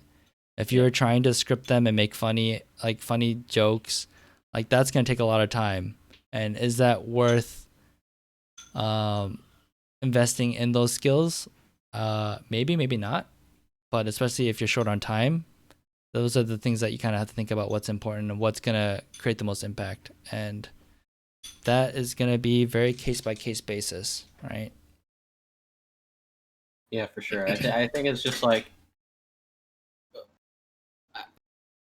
I wouldn't say it's like a short-term accelerant like method to try and get like the traction faster is like appealing to the general audience because then like your numbers go up and then your numbers go up, like more people now see it, and it's like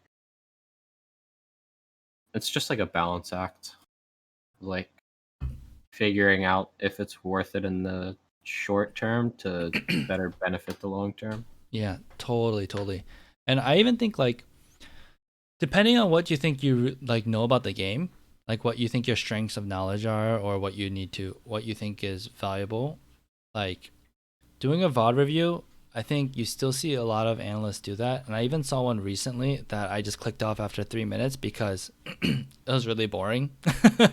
And when he was talking, like it was an analysis review, but then he was only like reacting to plays like, wow, Bjergsen did something crazy there. And I'm like, okay, this guy has no value in his video.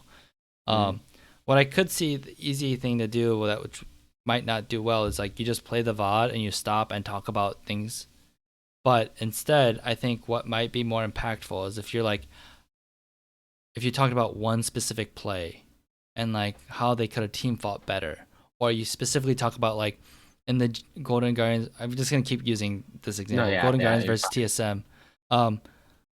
Like the bad itemization choices or the smart itemization choices, or why did this person take this rune which you don't like? For example, like why did Demonte, what other runes Demonte took on Ziggs, and if it's any different from like what other pros are taking, or why it made sense or why it wasn't efficient. Like these taking really small bites, so it's not like this 60-minute video where you're just kind of talking without like knowing exactly what's going to happen.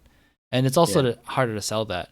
But if you like focus on really small specific things, and if you're able to focus on something so small that it's like a 1-minute video that you could actually post on Twitter too, and that you could tag Mark Z in, or like you can tag Golden Guardians in, like those are a lot more digestible, right? But if you think about YouTube, maybe having longer form, but just really like to the point title and thumbnail so people exactly know what they're getting to could also be really helpful. But another thing that Jeremy talks about on his channel is and I just lost it. What was I gonna say? Oh crap, what was it? Nope. It was important, but it'll come back to me. Dang. Sorry, happens to me all the time. Yeah. I mean, there's like right now, there's like so much to talk about, and this is a conversation I haven't had much, so it's tricky for me. But this is also practice, and this is why also I wanted to do it on the stream, so I could like get better at this, and then like be able to do this really well, and be able to help people, and maybe charge people eventually or something if I actually find myself valuable. Yeah, I'm still figuring things out too. Any other questions or thoughts? I don't think so. I mean, I think I dropped a lot of random, like we jumped a lot back and forth, and I wish I could have come at this more organized. Well, I mean, when it's the first time, it's hard to come and organize. You don't really Yeah, know where the conversation's gonna go. sure. Um, let's see. What do we talk? We talked about some strategies for networking, right? We talked Hmm. about some content strategies that might be um, low hanging fruit. We talked about short term and long term plans too, and like the realistic nature of like what your situation is, and with like esports aspirations. Yeah. Um, like, are you really set on League of Legends, or would you be open to other games? So I've been at the, I wouldn't say like, I'd say high level, but like in comparison to like pro play, it's not high level in like Counter Strike and COD. So I did like the COD E leagues and tournaments back in the day, and then same with like Counter Strike. I did what's it called, like Siva and like all those competitive aspects of it. Okay, I've never really like, I've been at like the higher end in comparison to the average, but I've never been at like the high end where you gain respect from people at like the real high level, like the pros. gotcha. I think if you're open to it, one thing that Jeremy says is being really fast on new things, because if you're able to be the first, that always helps. So let's say Hyperscape was like getting hyped up and now it's released. Are you familiar with that game? Yeah, I can't play. Well, It's too fast in yeah, my. so for example, let's say you were like, you saw Hyperscape, you checked it out, and you're like, oh, I can definitely talk about this stuff, right? And like, maybe there's an esports scene, maybe there's not. But because of your experience in Fortnite, because you used to be a Fortnite like god too, like you could start talking about that and being like the first people to talk about the strategic components of Hyperscape, right? And then once it releases, you like go, and just like put out as much content about Hyperscape as you can. Like that might be an option, right? If um I don't know what other new game. If there's a new MOBA that feels like, oh, when Wild Rift comes out, right? Which is the mobile version of League of Legends that League of Legends Riot Games is Oh working on. man. Oh man. I know, I'm talking about mobile No, games. no, no. Yeah. Don't bring it up. But thinking about it that way too, especially if thinking about it that way if you are a planning on long term because you can't do short term things because you're just super busy.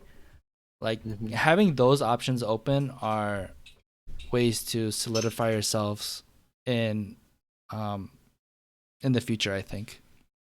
And then even Yeah, if I you're get. able to show like, okay, I hate Hyperscape, but I was able to learn things about Hyperscape and I knew like the right content creators to find the good information to quickly learn about the game. Like those are skills that translate to any game. That could be League of Legends with the new patch. That can be the new esports game that we haven't seen yet. That esports Fall Guys or like whatever like crazy thing. Like those are all transferable skills that you can eventually add to a resume down the line for that high school opportunity or the collegiate opportunity and then LCS opportunities. Like so, even thinking about those building up those skills and practicing them on games that end up dying and that don't bring any value in the end, like I think is Yeah. still something worth thinking about. I think it's just finding like the new game that I actually have interest in, Mm-hmm. because it's so hard to like in anything, if you don't really enjoy what you're doing, you're not like, whatever you put into it isn't gonna like come out as high quality. Like Yeah. you could say that you're putting everything, but if you don't actually like genuinely care about like the game, or if it's not like the style you like or whatever, it's like it's never gonna come out looking as good. But then it's also like, okay, but you get the experience, and then you also get like more generic traction, and then now you can transfer it to a game that you prefer. So Yeah. And ultimately you might find out that you're like, you know what? I keep trying all these games and I don't care. I just love League and I just want to do League. Like that's also like good validation too. Then you could just like triple down on League instead of being distracted by everything else that's like new and exciting. That could be really important to learn too. Yeah, it's when Valorant came out, I was like, because of my CS:GO background, I just got tired of playing CS:GO. Mm-hmm. And I was like, dude, Valorant's gonna be my game. Like, I played the hell out of the beta, and then the game dropped, and I was like, okay, nothing from the beta that I hated is fixed. So I guess I'm just not playing Valorant anymore. And it's like League's always just been the fallback. Like even if I take a break from playing the game, it's like I'm watching LCS, I'm watching content around it like all the time, and it's like an addiction at this point. Yeah, and I feel the same way too. I've been like, even with work, I need to expand into other games and like understand them. And I'm like, oh, TFT is coming out. I'm gonna like get into TFT and I'm gonna learn this stuff and I'm gonna learn how to make content. And then eventually, I'm like, oh, you know what? I don't really care about TFT enough. And then like Yeah. part of that I need to get over because I need to be good at my job, right? Yeah. But also like I was playing TFT for a little bit. I was like climbing. I'm like, oh, you know, I'll try to get to plat in TFT, and I think I got to like silver or something. And I was still climbing, and I'm just like, but I miss playing League. So then I just started playing League again. You know, Yeah.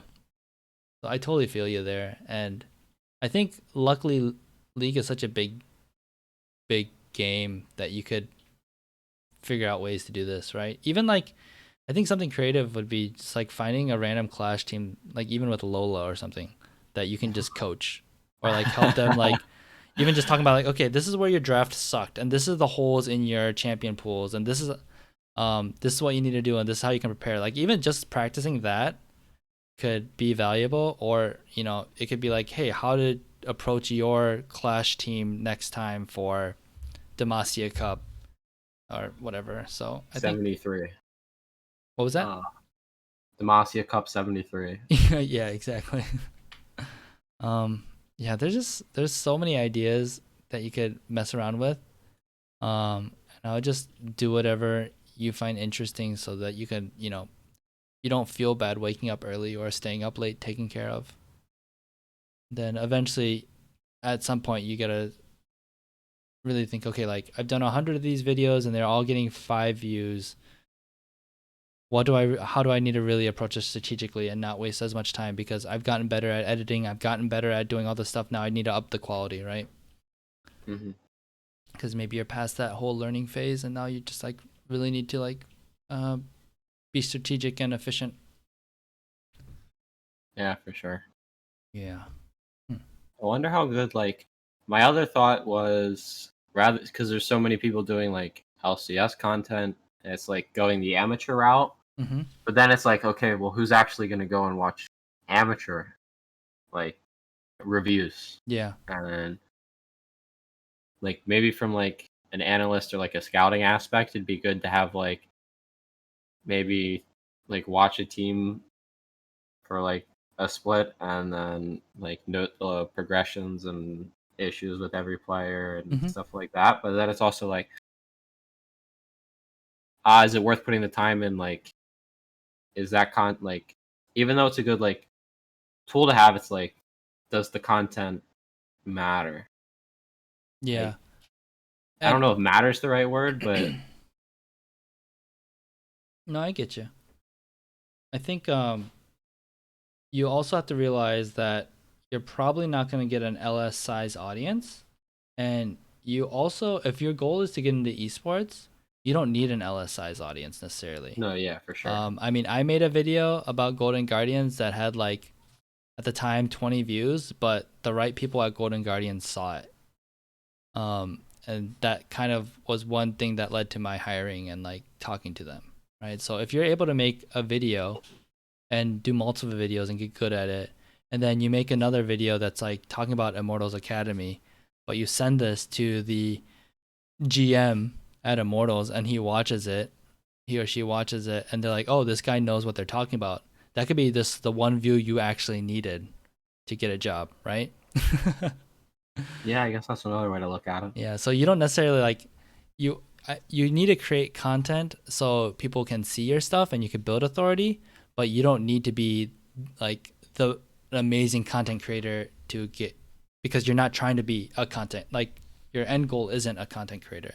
Your end goal is to get a job in esports and coaching or analyst work, right? Yeah. And I think even like another approach you could do is, another thing you should think about is what does the team need, right? Like, what are the problems that their coaching staff is trying to solve? Maybe it's like, we need to gather solo queue analytics so we can tell our team, our players what to play. I don't know if that's true or not, right? But if I you think it's know, also really hard because like there's it'd be so nice if like at the end of a split like the scrim VODs would get put out or something mhm, so you can see like what's going on in practice because you're basing everything off of 18 games and the team plays like yeah, 1800 games throughout the whole season, mhm, but you only see 18 of them and yeah, then play. yeah, yeah. It's super tough. Absolutely. I mean, we get flamed. Golden Guardians gets flamed for our Nidalee picks, but there's a reason why I'm guessing we keep picking it. I mean, there it's like there has to be, right? Yeah, And I mean, or a coaching staff is like just straight up dumb. But I mean, well, it's either Nidalee. coaching staff or closer just refuse to play anything else. Yeah, there's so many things we can speculate, right? But ultimately, I think objectively, you can see that Nidalee is a really great pick globally, and Yeah, you and can it's just not assume transferred. if coaching staff is competent that it's doing well in scrims or something, right? Or maybe we're just using those regular season games for practice for us to pull it out in playoffs and people are not banning it, or like who knows? But Also, you think Anero is strategically having you guys throw games in the mid game with the Nidalee pick, so it's left up in playoffs, and then you guys smurf on it. yeah, that's the salty TSM analysis for like how they That approach was their team. that's big brain. No, the TSM doesn't have a coaching staff. That's their problem. Yeah, so maybe I mean TSM might be the wrong one to try to do, but if you're able to like put out a video that's like the five biggest problems that TSM has, or like if you're able like, and this is what I mean by like trying to guess or figure out what their problems are and how you can solve them. Like that could be just as simple as like gathering data.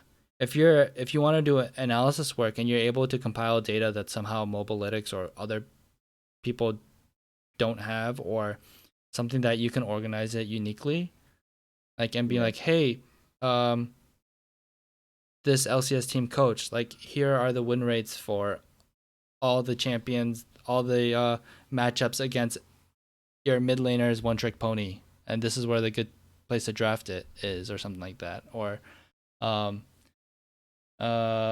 maybe it's, oh, I put us, you're against TSM this week. This is all the solo queue games that this player is playing, or something like that. You know, the enemy team is playing, or something. Um, or maybe it's like, oh, I noticed that you always are missing this warding pattern, or your early game gets taken advantage of, like in half of Consistently in your X games. way. Yeah, Yeah. like I think those random things, and then you could always just like post that as content too, right? But then you can Hmm. also figure out a way for, maybe the coaching staff wants that. And yeah, it's really really hard because ideally I think what you could do is be like, hey, CLG, because, or yeah, maybe CLG because they're I can't one of the send it worst to their teams. coaching staff. They don't have a coaching staff. You're right. Like maybe you send it, talk to Tafo and be like, hey, I'm really hungry. I'm willing to do free work. I want to do analyst work. What kind of like busy work can I do for you that would provide value? Right? Because, Yeah. and like it always sucks. I hate going to people and being like, what can I do for you? Because that's more work for the person that's asking, or that's being asked, because then they're like, oh, this person wants an opportunity. I have to go find a free opportunity for them and figure out and ask people, blah, blah, blah. But then I got to look over it and make sure they did it the right way. Yeah, Or exactly. it's So, like, yeah, so trying to, like, ideally, you're like, oh, I know CLG needs extra hands in collecting this data or organizing their spreadsheets or something. But, like, all this information is so hard to figure out what it would actually be. So maybe really the best way is to somehow prove that you will help and you will save them time, um, by them investing a little bit in you, but like you wanting to provide value. It's really tricky. I don't know what the right ask is. And maybe I'll even ask like our coaching staff, like, what would, if you, how could someone ask them something that would be useful for the team? because that is something I'm not familiar with. Yeah, it's a really like weird way to do it. You're almost like it's either you're assuming, and then you can either look like an asshole Yep. or you look like a genius, and then Yep. you either start on a good note or a bad note, Yep. and that or you're like that like person who's asking like, "Hey, what can I do?" And then it's like gambling on that, Hmm. and then if you mess up, you don't really have a way out because it's like they told you what you needed and you couldn't follow through on it. Yeah. Mm. Yeah, this is so hard. I'm trying to like think of like, and I think this is where it's like when you figure out the right person to DM, you need to also figure out like spend 30 minutes or an hour or days like noodling over like what is my like 50 word or less like cold DM to the person. You know? Like how do I ask them the right thing? What are they going to respond to? Um how can I prove that I'm valuable and not a waste of their time and make it really easy for them? Mm. Yeah, and maybe that's like honestly like maybe you find out that COG competitive staff is really active in their Discord channel and you just start building a relationship where you're able to ask those questions without it feeling like a really hard random ask.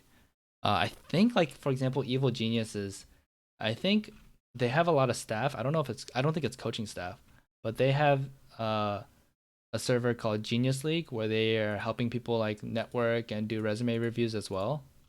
Mm-hmm. And staff is really active in there. Um, that might not be the right place for you to go, but it could be. I'm not really sure. It might be an easy way to start interacting with these people. But for example, if you start like following the coaching staff for Evil Geniuses and like responding to their tweets and like having interesting conversation or asking the right questions to them in reply to their tweets, um, you start building that rapport, and then maybe that's when like once you get the follow, you wait a few weeks and keep building that rapport, and then slide into the DMs and be like, hey, I just wanted to ask, uh, I just wanted to say that I'm really interested in coaching, and I want to do some free work to gain some experience because I don't have much. But is there any like really busy work that would be uh helpful to you guys that I could start doing to just kind of build a professional relationship with you guys, you know? Maybe that's the right way to approach networking with these guys. Does that make Evil sense? Geniuses has been one of the few teams I haven't checked their website, see Mm. what their like career options are. Evil Geniuses hired like crazy once the new They still have like chronologies six or Nickel. seven positions open right now. Yeah, they're hiring like crazy. Collegiate brand ambassador. I think they hired like 70 people this year. They came in with money bags. They bought Sven and Zazel. Yeah, they're serious. They're something, all right. I don't know how serious they are. They put in Hooney and Golden Glue in playoffs. Oof. um, for example, like they do podcast. Actually, I feel like Artemis on Evil Geniuses. I have a feeling he might be an easy person to reach out to because he's so forward facing, and he's always like putting out. Have you seen their YouTube stuff that they're putting out with Artemis? I have not. So he does like a breakdown of a specific play that Evil Genius went through. Um, and it's pretty cool. Yeah, I really like it actually. I think they're being really transparent and they're probably giving a little too much information away. But to be honest, coaching staff should know any of this anyway, so it's actually not like they're giving an edge to Yeah. other teams or anything. But responding to those videos, like Evil Genius probably will notice that if you're able to respond to Artemis's tweet when he retweets it or something, would get in front of his face. Like, I wonder how many Twitter followers he has. Obviously, he's busy, right? Hitting him up Mm-hmm. in playoffs is probably the wrong thing to do. Well, they'll be out soon. Wait. Yeah. Hopefully he's not the one of the people in your chat right now. So, Might be he has 4K followers, so he's. I'm sure he gets tons of DMs from people that are like, "I want to be a coach," or I can do better than Golden Glue," or "I'm the best top laner, diamond top player, top laner. Just sign me right now." Like, but let's see. He tweeted out. I think the best way would be his replies. He gets less than 10 replies on every tweet. And unfortunately, I don't see him responding to any of them. Well, But I he wonder what probably the sees actual them. replies are. Yeah, he probably still sees them. And if you give a good thing to reply to. Well, yeah, like pretty much everything is just like good luck or like stuff like that. Yeah. So it's not. Maybe that is a way to do it. So yeah, I mean, I would say this is the kind of stuff you're looking for, right? The opportunities to get in front of these specific people, who is low hanging fruit. You know, maybe you realize that all the LCS coaching staff just like are too busy and they don't reply. So then you start going to collegiate stuff, right? Um, who I don't remember who won the collegiate, but like Maryville U is always in the top. Oh, okay, so they won, right? Um, responding to their coaching staff and figuring out the volunteer work you can do for them, or even maybe their players. You know, maybe you have to go reach out to a player and be like, hey, what kind of information do you need that I could like provide you to be? I don't know. That might not be right, but maybe there's something there too. Um,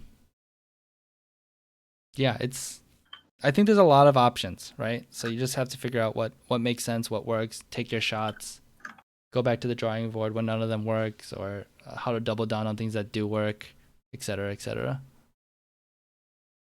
That makes sense. Someone, Laredo Potato, that's a fun name to say, in chat said Nasir is a Search good him up person to on. follow. I don't see him when I search. Me neither. And then I searched up Chaotic Neutral, who is also what he said. Oh, Chaotic Neutral is the content piece. From EG. Yeah. The diary. I thought it was Diary of Play. Oh, Chaotic Neutral is their podcast, I think. It's like a short-term podcast. I Yeah, think. so It's like if 20 you're or 30 minutes. yeah, if you're engaging in chat, because I think they have like 90 people in that chat when it's live, and like that's another way to get in front of people. I think that's a good point. Engaging in any podcast is hard because I work night shifts, so I work 5:30 p.m. to 2 a.m. That is tricky. Yeah. You know, sneaking off for that really long poop break. Well, I mean, I can work. Like I have my phone on and I listen to stuff throughout. It's just hard. Um, like Yeah. staying interactive. All right, we got Yeah. we got links in his ear.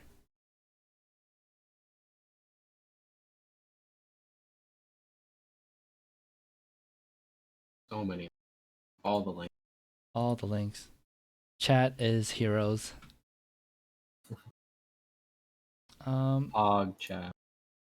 Yeah, so he doesn't get even a lot of engagement on his tweets, so who knows if someone responded to him, it might be an easy reply back and easy to be noticed by him. Yep, I see he responded to someone with no profile picture, so plot difference is proving to be a bit big in this series. And response, I am a hater for thinking Double Lift hasn't been good to split. Right? Question mark. He responded, he hasn't. It's not wrong either. Yeah. Yeah, you know, and you can even get creative with like content creators too. Tim Svenhusen, is that his name? Seven Houston or whatever. Founder of Oracle's Elixir. You know, he The like maybe website? yeah, the website. And he does stuff for Esports One, and maybe even doing free work for Esports One might make sense. You know, maybe you have to do like write articles for a little bit. 'Cause I know, for example, Manny writes article and coverages for esports media sites. This is analytical work and stuff. Yeah, I Shacker can't is really write. good. I'm sorry. If I can't write, Then probably writing articles is not the way to go. Unless you think you can learn it and it makes sense to spend all that time learning how to write.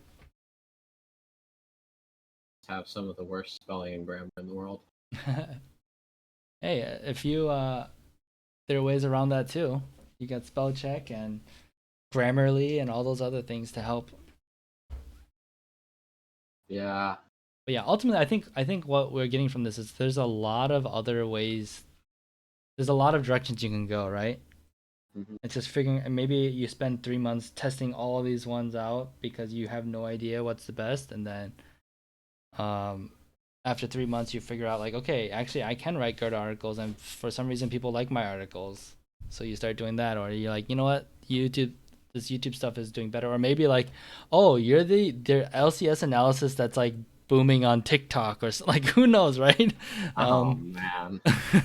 Because I was actually talking to someone at Hitmarker, who's a esports job posting site, Hmm. and they were saying this one guy that makes like coaching content on YouTube, like career coaching content. Actually, maybe you should check him out. Coach Alney. I don't know how to say his name. Um, he has had trouble on YouTube, but on TikTok he kind of blew up, Which relatively only? speaking. And he makes like esports and coaching content or whatever. And I was like, wow, that's so funny. That's so weird. Um, Again, I don't know if that's the right thing for you to do. But I think, yeah, the big takeaway is that there's a lot of different creative ways to approach this rather than like um, just applying for coaching jobs. Had no plans on applying to anything. Yeah. Okay. It's just because at this point I'm coming in. It's just like it's only talk, right? Yeah. Yeah. So I'd rather have like at least something I could show, and then if they say, we're still not interested, like I'd rather see like something like X, Y, or Z, and then it's like, okay, well now I'll go make X, Y, and Z and do it that way. I don't want to come in like empty-handed. Yeah. Maybe starting a podcast with people that are also like-minded like you is the way to go. I That's thought also an about going option. the podcast route, and then it's also like, okay, I need someone who can commit to like my really awful schedule. Mm. And then it's also like, okay, how good does like analytical breakdown of League of Legends actually do over audio and not Yeah. like visuals? But then I could also do something where it's like, I don't know, take like takes that like people on Hotline League or like opinions that like other podcasts go over, and then like just break down my opinion on it, because Yeah. then it's not like analytical form, but it's still like the breakdown of the game, whether that's like draft or like an opinion on team strength or something.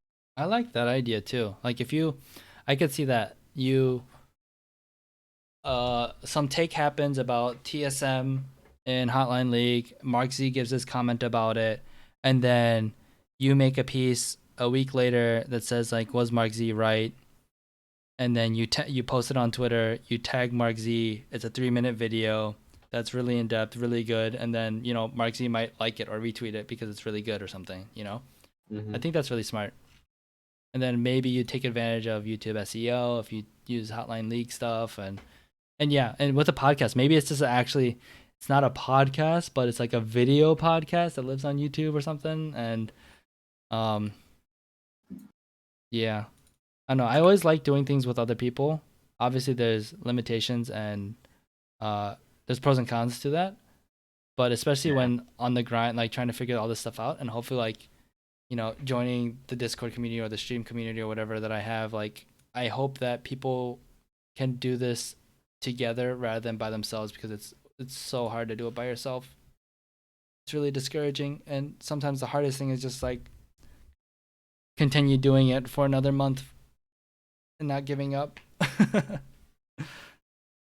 Yeah, just keeping, because I was like ultimately my biggest thing with like Lola. It's like, okay, I was there.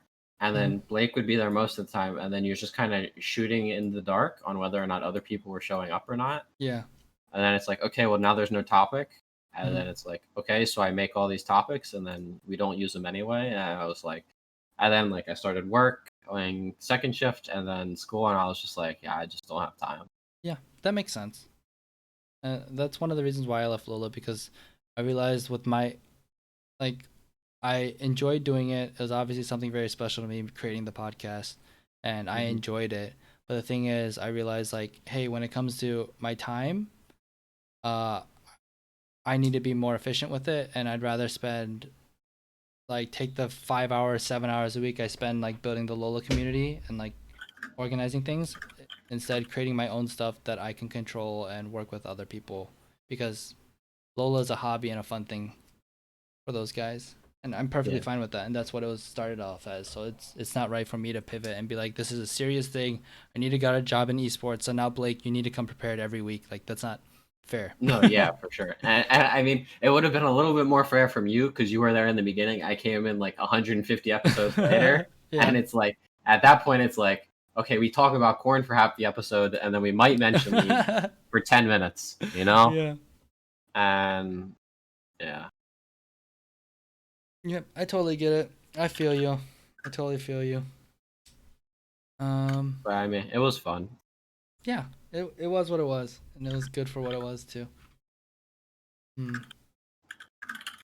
Anything else we should talk about that you can think of? I can't think of any. I don't know if you can. Um. No, I think just like from all this information, maybe rewatching the VOD, because we had so many like the topic or the conversation was very scattered. Oh, um, I wonder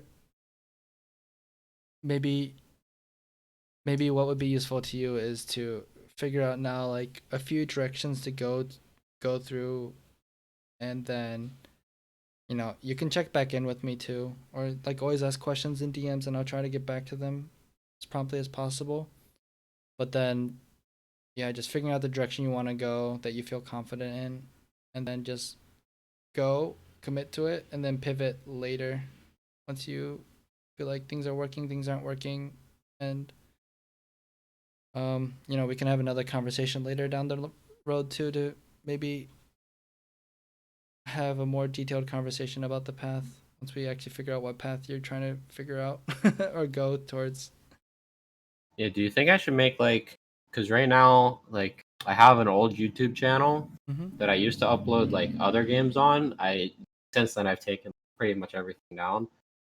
Do you think it'd be better to like just start a new one Um, or continue with the old one?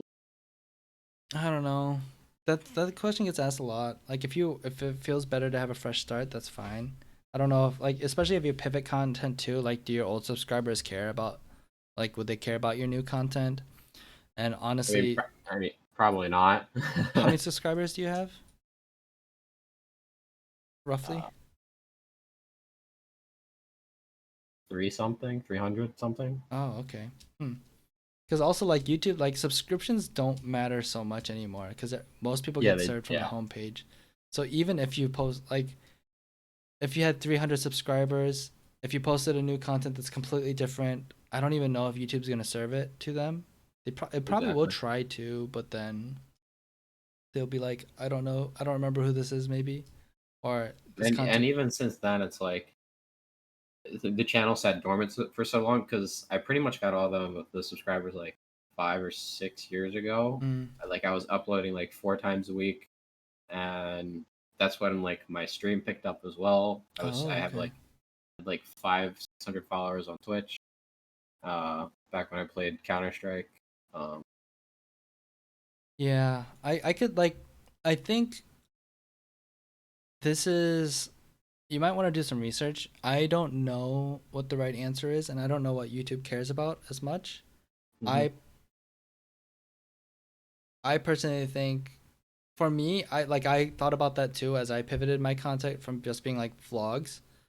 mhm. Um I didn't want to deal with making another channel and having another channel to like on my list. And I personally thought that the way YouTube works, like YouTube is gonna find the people that might want to watch my video and then find out if those people actually want to watch my video or not.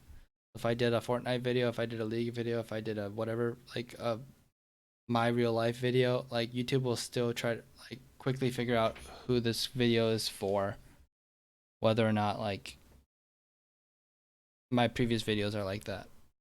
That's my opinion on things for some of it. But yeah, especially you said like you took down some of the videos. I took down pretty much everything. Yeah, like I think even with my channel, with the pivot, I don't think it helped or hurt necessarily. Okay.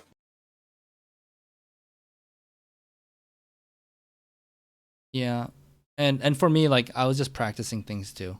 Like if I was like, oh, I'm gonna go full time on a channel and it's gonna be this, I might like create a new channel, start from scratch, so then there's no confusion about my old videos. But to me, I'm just like, hey, my first like just ask video where I answer questions from the community, like I don't think anyone's gonna watch it anyway. I'm just posting it because I need to get practice on it and then practice posting and practice doing thumbnails. So like that was my goal. It wasn't like to make banger videos every single time that's gonna get thousands of views, that's gonna grow my channel to 10,000 subscribers in 1 month or anything. Yeah.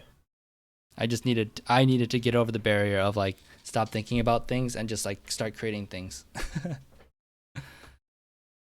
That's how I approached it. Yeah, it makes sense. My biggest worry is just like, even though I know what I put out is going to be bad, like in correlation to what it should turn out in the long run, I don't want it to be like off. Yeah. I mean, I don't know. Mr. Beast, you know who Mr. Beast is, right? Yeah.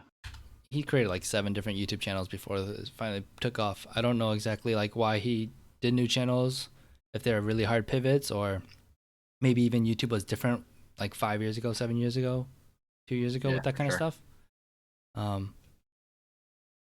But realistically, I think it's more important to get working rather than channel optimization right now for you. Yeah, that's true. Yeah. And then like, I don't think it's going to hurt. Like you're going to do a few of these videos and they suck. And then you feel like, oh, I got my groove. You can just start a new channel then too. You can either upload your old ones or just completely start a new channel. Like Devin Nash did that. Devin Nash is someone I talk about a lot. He was a CLG owner and now he's chief marketing officer for an agency. He had this channel, now it's called Devin Nash, but he had an old channel called Mylixia, which is his like gamer handle. And I can't spell it, so I can't find it. But he also did, and he's posting like similar content, I think. In the end of Mylixia and the early stages of Devin Nash. So, but ultimately, because his content is good and people like his content, it's like that's why his channel's doing well, not because he changed channels or started a new channel or anything like that. Yeah, that's true. Probably not as big of a deal. Yeah, I agree. I just keep uploading on this. Yeah, because like there's so many things to think about, so many details to think about, and then what you have to do is be like, okay, what is gonna be the most what's the most value added thing that I can do? Is like getting paid editing software versus free editing software and figuring out which is the best editing software to use and spending 4 hours figuring that out the most important thing? Is that going to bring you more value than just like putting out 2 videos and just working with whatever editing software that's free that you find first, right? Yeah. I think that's really important. That I think a lot of people get stuck on that, and I get stuck on that a lot, and it kind of hurts me because like I want to spend more time editing my videos, but then I'm just like, I don't think it's gonna matter if my video is 10% more polished versus if I'm ready for the stream this weekend. I spend time for the stream. Yeah. And like, if I spend an extra hour on my thumbnail, that's gonna be more important than getting alerts set up correctly, like getting my YouTube chat working on my stream. It's not working. And is that really that important? Honestly, probably not, because there's only a few people on my YouTube channel that's watching live, and shout out to them that actually are. That's pretty cool. Versus like just spending the 30 minutes preparing for the stream better, right? So Yeah. I'm thinking about what, especially if you're short on time, like what's the most efficient way to use your time is important. Yeah. What's gonna make the biggest impact? Yeah. Yeah, we all get drawn out on the small details that only bring like that's only 10% important versus like the big things that the big problems to solve that will bring like 80% of the value. Yeah. For sure. Cool. Anything else? No, I think I'm done now. We talked about so much. Hopefully it wasn't too much to mull over, but maybe this is something you can watch multiple times, or again, we could talk about this at a later time once things are more settled and you got another opportunity or your scenario changes or whatever else. But Yeah, I think I'm gonna go. I think rather than doing just like 40-minute like VOD reviews, which was my original plan of like LCS and then like Academy games, I think I'm gonna go like the focus throughout about like more important stuff, whether it's like blatantly bad from one team or blatantly like just like really good from another, mm-hmm. and then just like keep it almost as like a highlight video for like breakdown where it's like 10 minutes, Yeah, and then I'll probably do like the Hotline League thing yeah, I like that. Just where I ride the coattails of other people's content. I just rip their takes and then I give my opinion on the take and then Yeah, like I would. figure out who was right. I think one thing that will be valuable too, that's along the Hotline League thing. Go to the comment section and see what people are talking about. Go to Reddit and see what people are talking about. Go to a Last Shadow video and see what people are what his chat and comments are talking about. Because that will give you ideas, and that will give you things that people, especially if they're questions that they're asking that no one is answering. Like, if that person is asking it, that probably represents a large percentage of the community that's also thinking that same question. Yeah. So that will help give you ideas and like take advantage of the hot topics. And obviously Reddit like is just full of armchair analysts, right? I don't want to just be looked at as an armchair analyst, man. I know, but you take those armchair analysts and tell them why they're wrong. Oh, actually, if you wanted to go a little more personality, I think something that's missing from the scene. Do you remember Mark Z's Blame Game? Do you remember that piece of content he used to do? It's Think old. so, but I'm I not 100%. A lot of He people miss used to it. do it when he was on TL, right? I think it was during his TL times.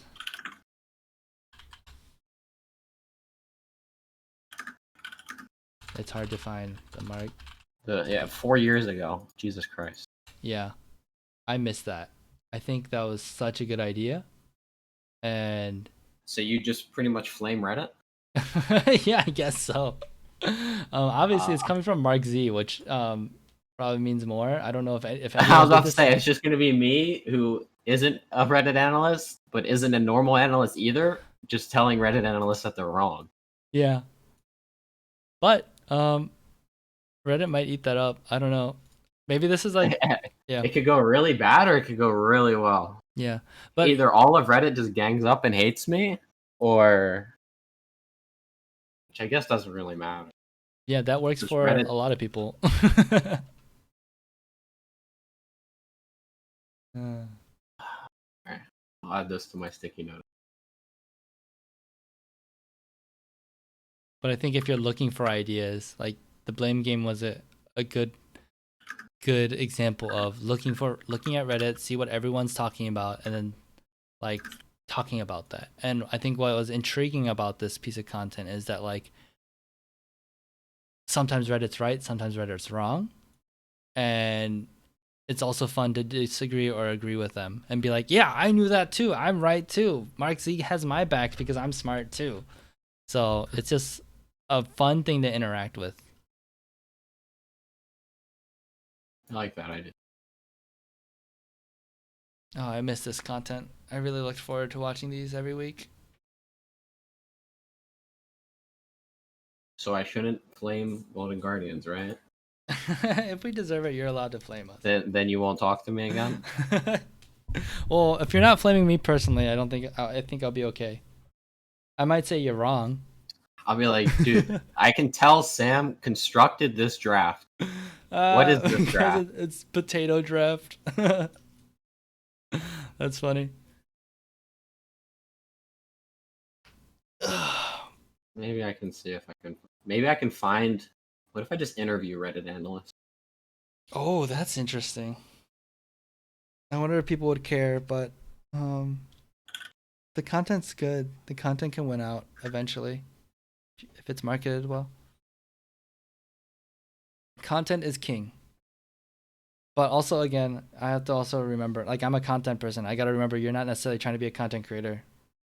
You're trying to create content to build authority and get you a job. So, Well, that's the like the biggest reason I stopped doing YouTube because I had like a lot of fun like doing it, but I am the most inefficient editor in the world, and I hated editing.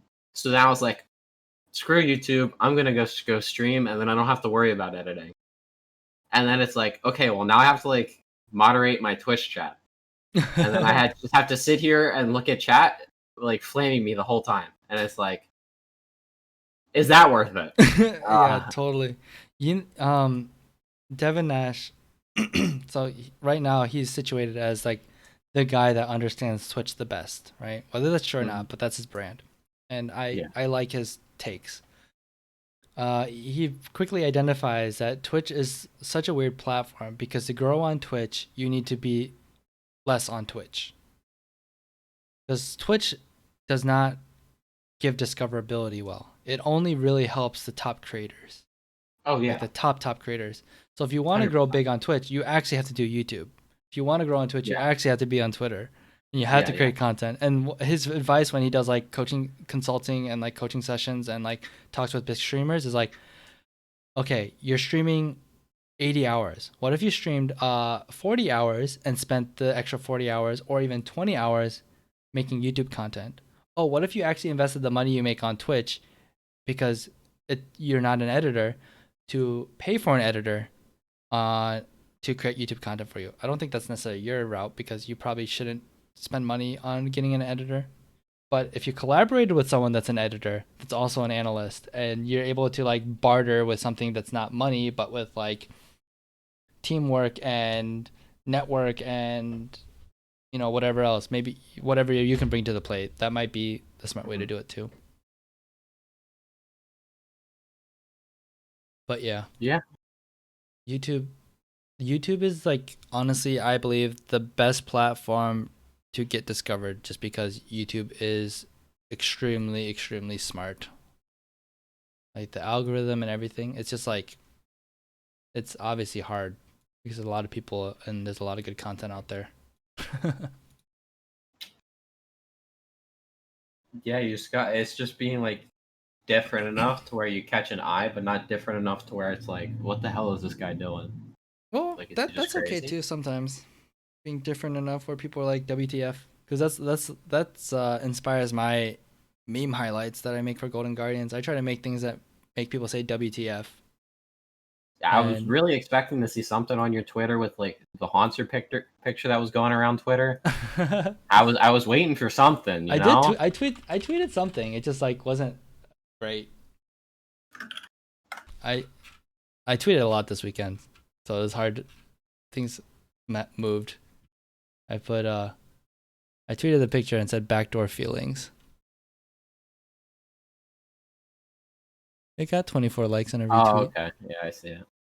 But it wasn't a banger, that's for sure. But for Golden Guardians, yeah, it could have been bad timing.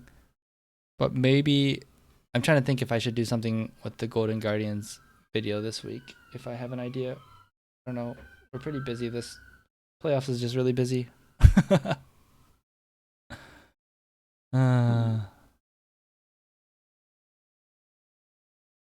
I'm sure you can figure something out. I believe in you. yeah, thanks. I don't know if I believe in me. It's a lot of work. It's tiring. It's tiring being I'm supposed to be a meme lord, and I'm like, I'm not a memer. I'm like becoming a memer, but it takes a lot of work for me to do those because I don't think I'm just naturally a memer. But whatever, it works. Okay, Astros. I'm about to hop off stream anyway. All right. So yeah, we could definitely do a catch up. Like keep in touch, and Yeah, you know, for sure. if you feel like there's a good time to jump back on and you want to talk about things, we can do that again too. All right. Sounds good. All right, thanks, Astros. I appreciate you taking the time with your busy schedule. Well, thanks for letting me make content out of it. It was a trade-off. I got brain knowledge, you got content. Everyone wins. I think so. All right, I'll talk to you later, All right. Astros. Yep, you have a good rest of your weekend, bud. Yep, bye. Later. Ooh, all right, guys. Was that useful? I hope that was helpful. I hope you guys enjoyed it. It's something very, very different. I'm sad that I didn't get to interact with chat as much, but I also want to make sure I gave Astros my attention. I didn't want to multitask too hard.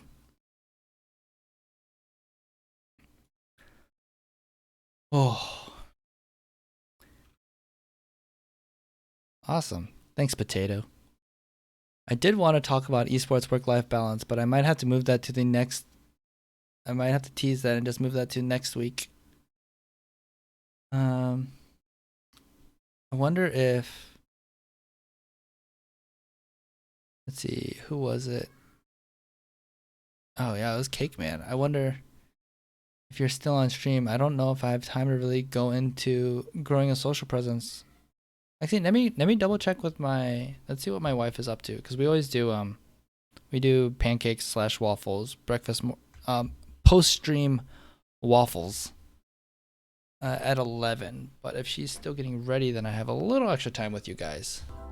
1 second.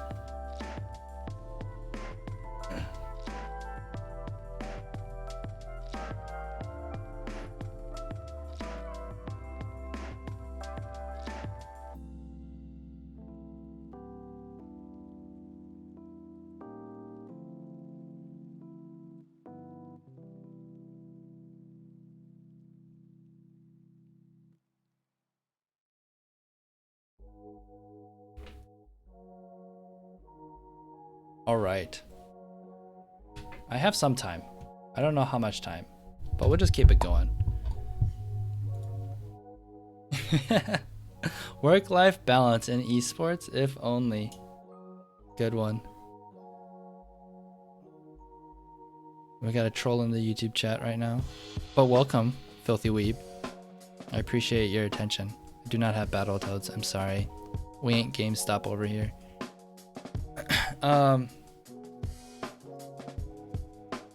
Yeah, I think the common trope about esports work-life balance is what? You pick sleep, play, or work, but you can only pick two.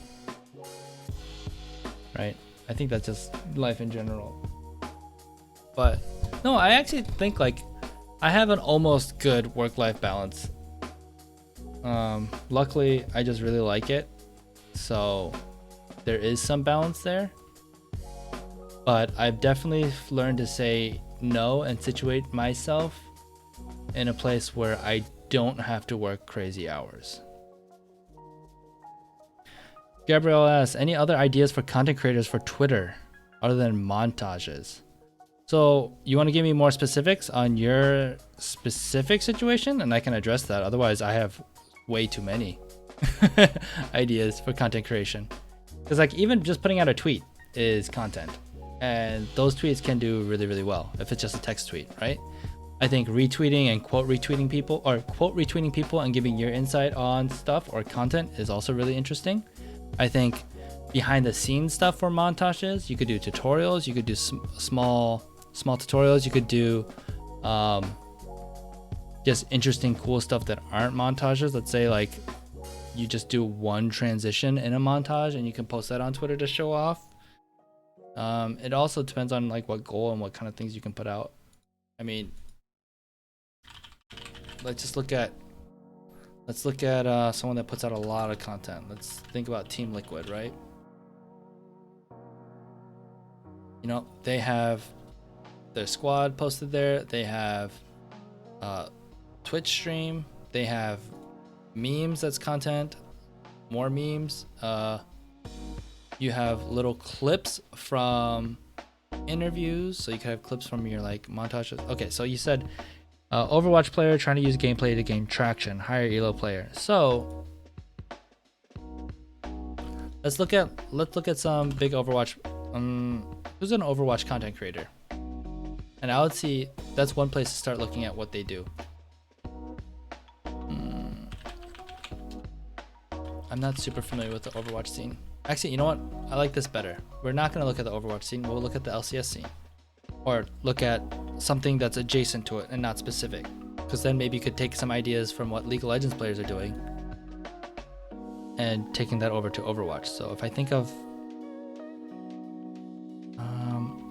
shoot, who's the one trick?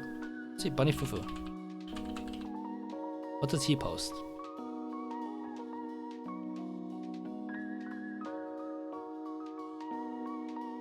So even him, he's posting text tweets to engage with his followers. He's putting out content that's like very feel good. He's linking to his stream. He's putting his stream callouts in a video, which is good too.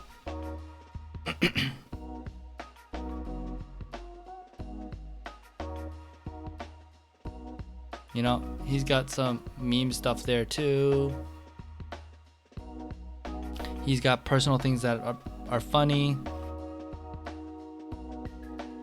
Man, I was wishing he'd have more stuff. He doesn't have that great stuff on his social.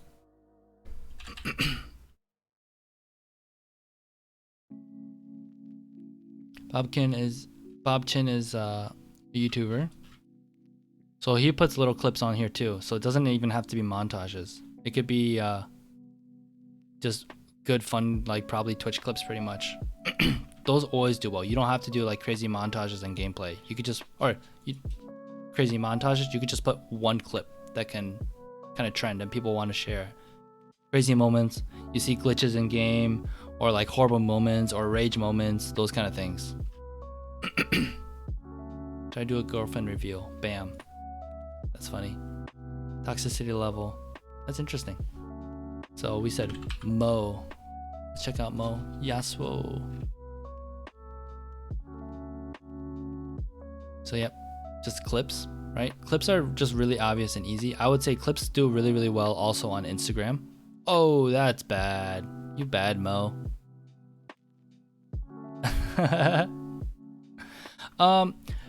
Hashtags, I would say to be discovered is not great. Because I feel like people aren't necessarily searching hashtags.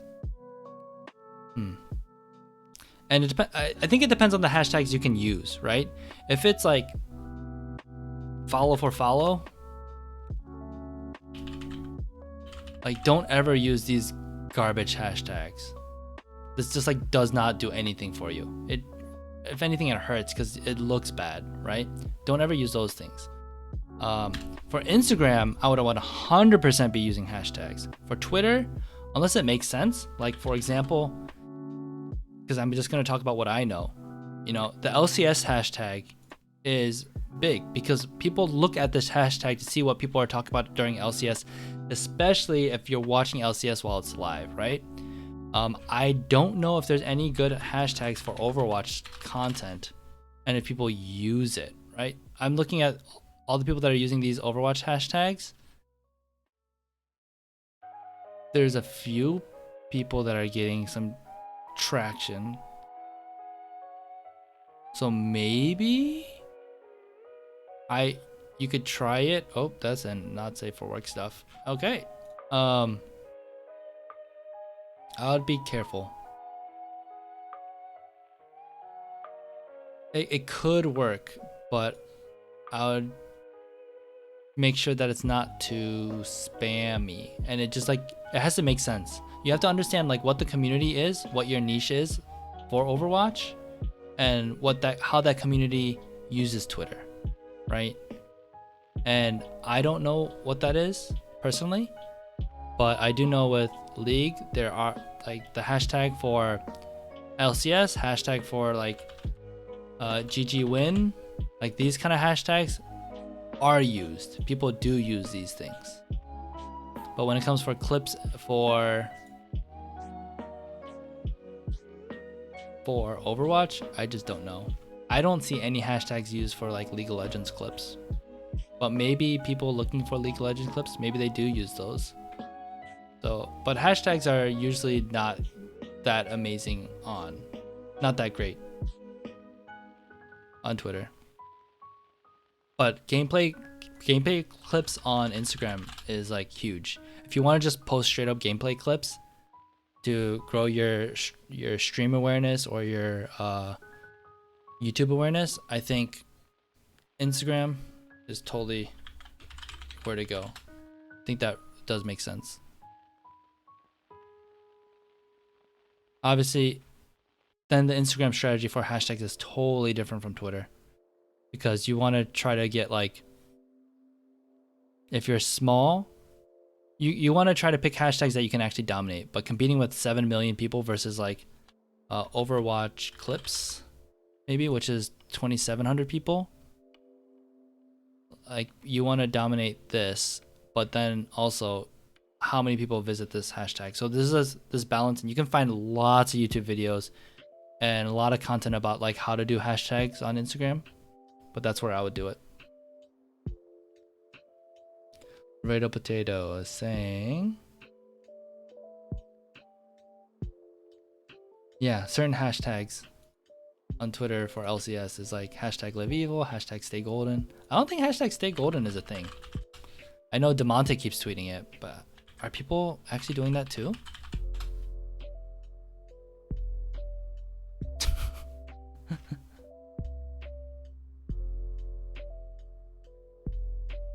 Yeah, we're not using it. We should embrace the stay golden hashtag as an organization, I think.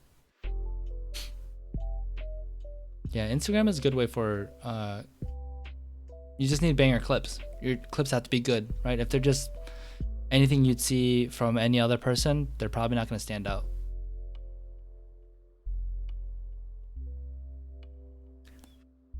Me too. I think that should be our, yeah.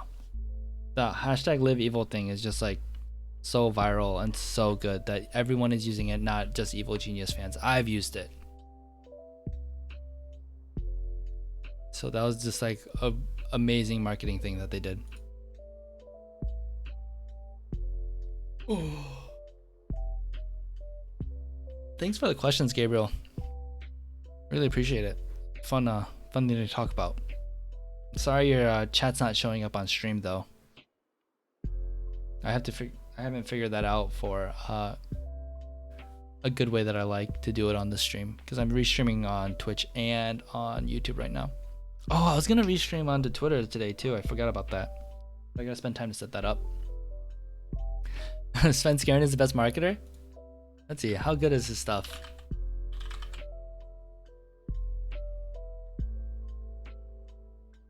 Yeah, you used to put clips on Reddit, but most people never click the stream, even if it gets 500 upvotes. Yeah, that's it. I think that's so tricky. And it's probably the consumption pattern on Reddit. I don't know if people are going to the subreddit to like find new streamers. They're just going there to watch good clips, right? But if you don't have any better way of bringing someone onto your stream, because even if you have 500 people, but if you have 500 upvotes and that means 10 people come to your stream, is that valuable to you? I don't know how big your stream is, but that could be valuable, right? Expecting people to go on Twitter and then go to your stream. go to your stream. Like getting people from one platform to another is always really difficult, right? But there's some that convert better, some that make sense for the audience. I think YouTube is one of the best ways, and also you can make money off of YouTube, not just Twitch. And you could be making good content that's probably better than Twitch content on just like a YouTube VOD, but you can't just upload the VOD. You have to post like something that's actually been created and a new piece of content from your Twitch stream. And you see this, you have hundreds of examples of people that are doing this at every level of success. Oh, just pushing the Livial. It's been scary pushing the Livial thing. Yeah, 100%. He does it so well. I feel like every time he uses the hashtag, it's a good one. That's pretty good.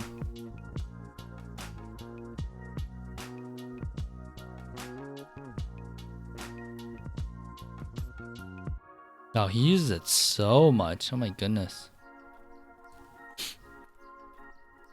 Oh, this is a horrible tweet.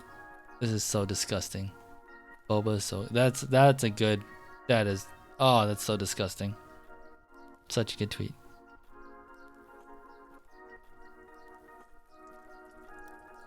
Wow, he always uses a hashtag. That's crazy.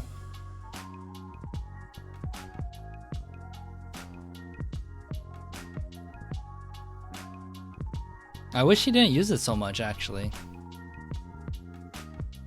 It just makes it watered down, but every time I see it, it seems like a pop-off tweet. By the way, I got this email while I was streaming. I've been invited to be a Twitch affiliate. Ah, checkpoints.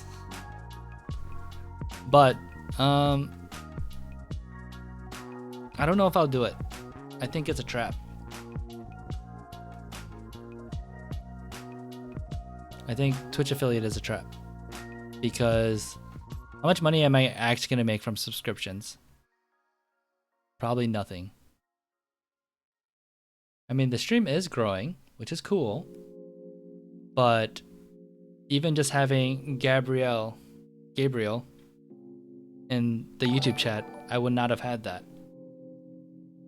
Oh, we got to follow? Follow from Gabriel. Is it Gabriel or Gabrielle? Or does it matter? And he's following on Twitch. Thank you so much for the follow. Welcome to the Casual Club. Yeah, it's a trap. Like I'm not gonna make money off this. I think I can make more money, which I eventually need to do. I gotta create a Patreon. You know?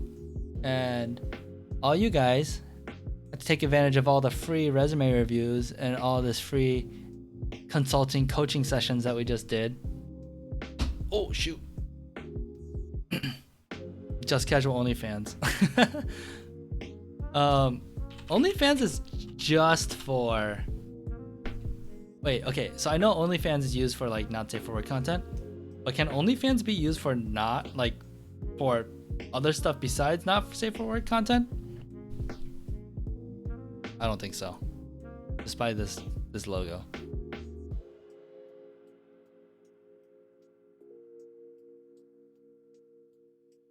It can be, because I was gonna make a tweet, like just jokingly, like, "Oh, should I make an OnlyFans for my dog?" And then I'm like, "Wait, if not, OnlyFans is only not safe for work content. That's a very weird tweet." It's a very, very weird tweet. Because yeah, someone was like, "Oh my gosh, this is the content I've been looking for." Oh, so she did? Oh my gosh. Valkyrie made an OnlyFans for her dog. Okay. Yeah, but Patreon's the way to go. It makes sense. Everyone should have a Patreon. Maybe there's a better version of Patreon out there now. I don't know. But Patreon's the way to go. But still, it's really cool that I hit this. I know like it's easy to hit, but it's still worth celebrating. This just means at least I was consistent and I was streaming. And I didn't like bot it and like have my mom's Twitch account and my wife's Twitch account and a Twitch account made for my dog and like a bot sitting in my stream all day. Oh man, that is so funny that Valkyrie did that. Valkyrie.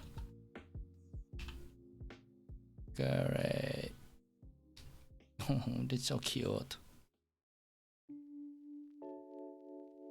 And this is let's show how Twitter advanced. Dog, OnlyFans from this account.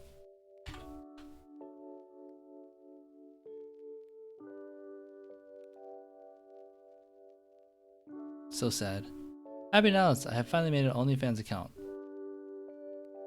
What a bait, that's way too funny. Nothing but photos for my Shiba Inu. Free subscription. That's so funny. It's such a bait. That's so good.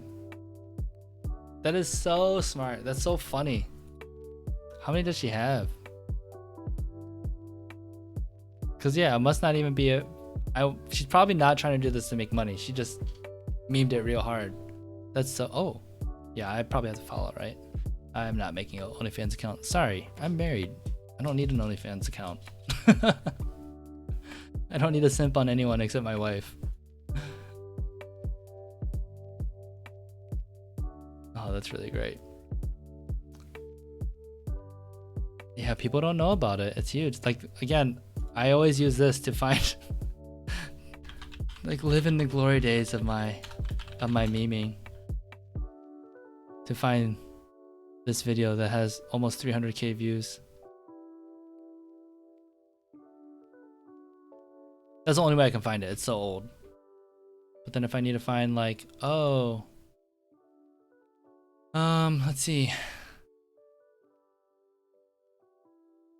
Mentioning these accounts, I want to find one that has Peekaboo IRL. Is it Peekaboo IRL? And Becca Tilts. Because I'm looking for a specific post. And I didn't select the right search terms or whatever. But if I want to see, oh, actually this would make sense. I want to see milk, delicious milk, Gigi interacting with Becca Tilts. Then bam, I see when they talk to each other.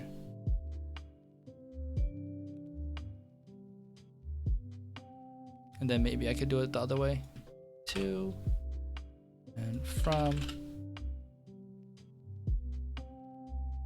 Yeah, one extra tweet. Advanced search is crucial. Crucial. Let's say I want to get a job at this company, right? They work with influencers, and maybe I want to contact someone because I want to find Shroud's agent, which again is going to be a hard thing to do, but I could do. Actually, I don't even think I need to do an advanced search. I just do this.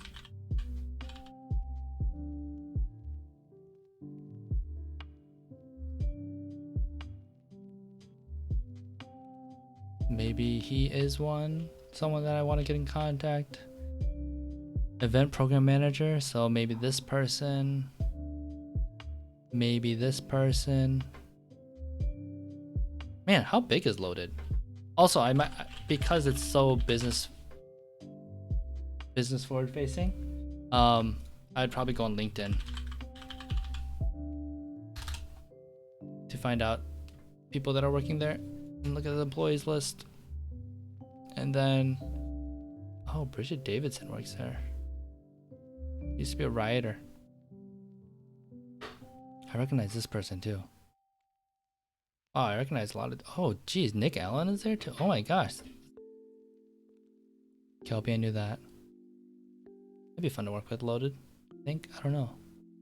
What would it be like to work for an agency?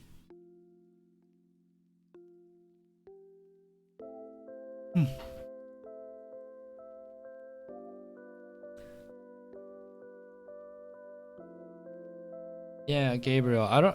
That's what I wonder, if it is worth getting the free Twitch Prime subs, but I don't know how many people would. And when I think about like the short-term benefits might be worth it, right? But I am not like, I want to make money from doing whatever I'm doing, right? Whatever this thing is. Most importantly for me, I think I want to monetize on YouTube, and trying to make income from Twitch seems harder. And what I'm really hoping will happen is that this stream will be able to grow and be bigger on YouTube than it is on Twitch, because I believe in the future that YouTube is going to take over Twitch. And that might be a 5-year thing or whatever. Yeah, and I could do that. I could do the VODs, but I also don't think people are going to go to my YouTube channel and watch the whole VOD, right? I think right now, the difficulty that I have is creating good enough content, because what ends up happening is, and right now I'm fine with that. I just want to upload things and get better at talking on camera and be better at live streaming and talking off the top of my head, and also like having my planned notes to talk about, you know, how to grow your Twitter presence in esports. Like I want to get practice at this kind of things, so that I can eventually be better at YouTube. But what I see, for example, is with my video analytics, I don't have good audience retention. Oh, this one did pretty well. That's why everyone likes this one. So this says only 34%. I want to aim at 50, right? I think this video wasn't, like, it had good content, but it wasn't great. So I think what you see also is my reach is from external, which means this is 57% of my views are coming from probably Twitter. Yeah, Twitter. So 50%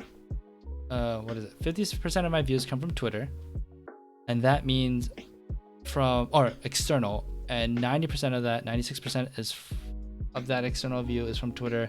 This is YouTube. That's weird. I'm guessing maybe 1 or 2 are from Discord, but weird. I don't know what. Okay, I'm confused.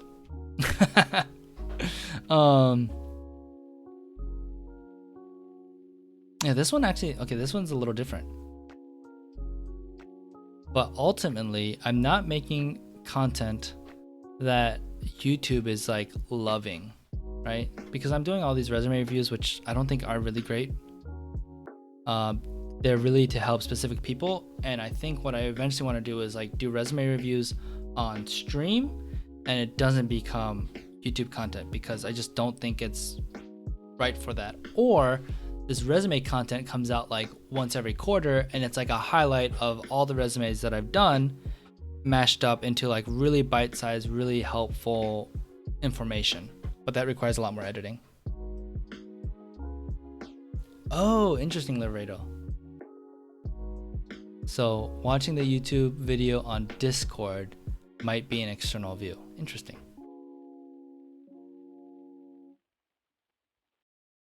So yeah, you need to hit a threshold before Twitch can actually pay you. And yeah. So that's also the thing. And that's the same thing with YouTube. You need to hit like $100 before YouTube will send you a check, right? So my wife, with her YouTube channel, she gets a check like every 4 months or something like that. And she hasn't been like really working on it that hard. She hasn't really been working on it for a while now. But ultimately, I think that I want to grow. What's more important than getting $100 every year or $100 every 2 months or something because of Twitch subprimes or whatever? Because even the Twitch subprimes are like, what, you get $1 or $2 from each of those?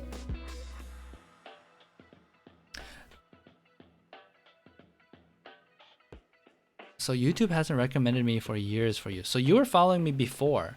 And that's the thing.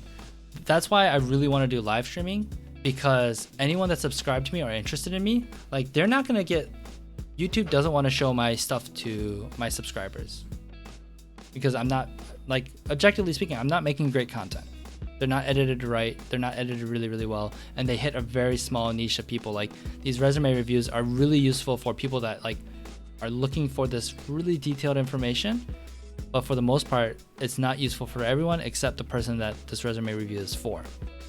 So that's the problem with these resume reviews. I think. I could be wrong. What was I gonna say with that? Well, oh yeah. So then, but I'm gaining subscribers because people like my stuff. But the thing is, unless they're in my Discord, they're not gonna know when my stuff goes live because YouTube doesn't want to show them my stuff, right? So then I always have to depend on Twitter. But even Twitter, I mean, how often do you see every single one of my tweets? You don't. So then what ends up happening is when I go live on YouTube, in the recommended page or the subscription page, because YouTube wants everyone using all their features. So when you use their feature, especially one that they're trying to push, they're going to push it higher. So YouTube is obviously trying to push live content more and therefore I'm going to take advantage of them trying to push live content more by live streaming on YouTube. But that's why I restream, because I know most of the audience is catered towards and have built the, when you want to go see live stream in esports, you go to Twitch. That's what most people are doing. It's starting to switch over a little bit, but that's why I want to restream. And then, you know, if I find out that my Twitch base is suddenly able to skyrocket to something that's sustainable, then I can just switch over to Twitch. But because I mean, right now only one person is watching on YouTube, and even Gabriel, who found me on YouTube, now switched over to Twitch to talk on Twitch, which I'm curious why you did that. Is it because you like Twitch better, or is it because you wanted to be a part of the chat room? And I think all those make sense. And that's why I think eventually I have to, with OBS, I need to pay for the Restream thing, because the Restream app, or I'm using Restream.io, and there's limitations there, but it's free. But if I pay $12 a month, I can do it all on Streamlabs OBS, and then hopefully I can get a better chat box where people that are on our YouTube can still get their chat showed onto the stream. Which, like, whether you think you'd like it or not, people like to be noticed on stream. And yeah, some people prefer Twitch. I honestly prefer YouTube. I would love YouTube better if there was more people on YouTube watching the streams. But I mean, you have things with people like Courage. His live streams, I can't find it right now, but his live stream, people are getting 150,000 concurrents on YouTube, which is like really, really hard to get on Twitch. That's really hard to get on Twitch nowadays. So YouTube is starting to kill it. YouTube is doing really well, and there's less competition on YouTube than on Twitch. And there's better discoverability. YouTube is one of the best discoverability platforms out there. While Twitch, how do you get discovered on Twitch? If you have 3 viewers in CSGO, how do you get discovered on Twitch? How do I find you? I have to go like this. I have to go viewers from low to high. Why would I ever do that? And even then, like, I have to scroll and scroll and scroll and scroll and scroll and scroll and scroll, even from the bottom. I'm not even starting from the top. How am I gonna find someone with 3 viewers? Okay, I'm finally there. And then from there, why am I gonna pick any of these? Yeah, for you, like, someone came into my YouTube video live stream last week, and I was like, oh, how'd you find me? And he's like, oh, I searched marketing and searched live, and I popped up on there for him. But if I want to look at marketing, look at this. Like, I feel like it's so much easier to find people talking about marketing. Oh, I'm right there. What I should do is I should put a good thumbnail for each of my live streams.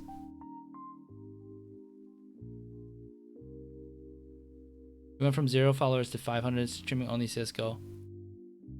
So Astros, maybe we should have talked about this, and I gotta actually log off because we're starting to make waffles and I need help. But I'm curious at, like, how you grew your Twitch following.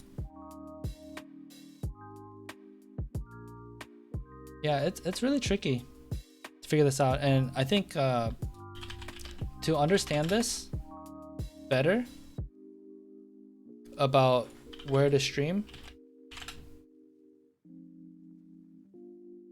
go to Devin Nash and watch his Does Restreaming Grow Your Stream? Watch that. there's something else in there. The truth about being a Twitch streamer is pretty depressing. But that, I think Click to Save Gaming, I think talks about that. I think this will also make you worried about what the Twitch atmosphere looks like. Probably this is a good video. Maybe this is a good video. I think he just talks about Brime specifically, but all this stuff about him talking about Twitch and YouTube and Facebook. I mean, Facebook gaming, I think is supposed to be a really good place to be streaming too, but I don't remember all the details on that. Dude, Devin, clean stuff from Devin. I love his stuff. Yeah, I would be interested in Astros. I wonder how relevant it'll be now though. Because back in the day, you could turn on a stream and potentially get followers. Now it's really, really hard to just be able to do that. But it still might have been hard when you were trying to do it. Okay, I gotta sign off, guys. I need to go help my wife make waffles and enjoy my time with her. Because although I love you guys, I love her a bit more than you guys. Really appreciate everyone stopping by. Especially today. Thank you for the follows. We got the follow from Star Fox Freshman, Snoozy Sloth, and Gabriel. Thank you so much. For all the people on YouTube that might have followed or subscribed, I appreciate that a lot. We just hit 150 subscribers yesterday on YouTube, and then we got this Twitch affiliate milestone, which I'm not going to accept, at least not now. So it's growing, and seriously, as you guys saw from my YouTube analytics, like, I'm only getting views and growing because you guys are looking for my stuff and retweeting my stuff on Twitter. That's a straight up. All my discoverability is not coming from YouTube right now. It's coming from Twitter. And people joining the Discord. If you guys want resume reviews, if you guys want to talk about esports and find a community that is, you know, trying to do this all together and struggle with it together and figure it out together, Discord link is in the chat. And it's also a lot more easy to access me on Discord. And yeah, what I was saying is you guys are actually the reason I'm growing. I really appreciate that. And hopefully we'll hit the next milestone, maybe 300 or 500. I don't know which one I'll celebrate, but 500 to 1,000 to 5,000 to 10,000 to get monetized, and then all that good stuff. 100, you are in 100 Discord servers? Is that what you're talking about? The limit? Holy moly. That is insane. I don't think you need to be in that many Discords, dude. Okay, again, thank you guys so much. We'll do this next week at 8:30 PT. And then, oh, I think Wednesday we have another podcast, Working Esports. That is also being released with AP, videographer, probably Tuesday. I have it edited. I gotta figure out a good thumbnail and title for it though. But we're doing another one with a brand strategist this Wednesday that'll be streamed. So thanks again for stopping by. Appreciate the love. Want to give it back. Thank you so much. See you guys.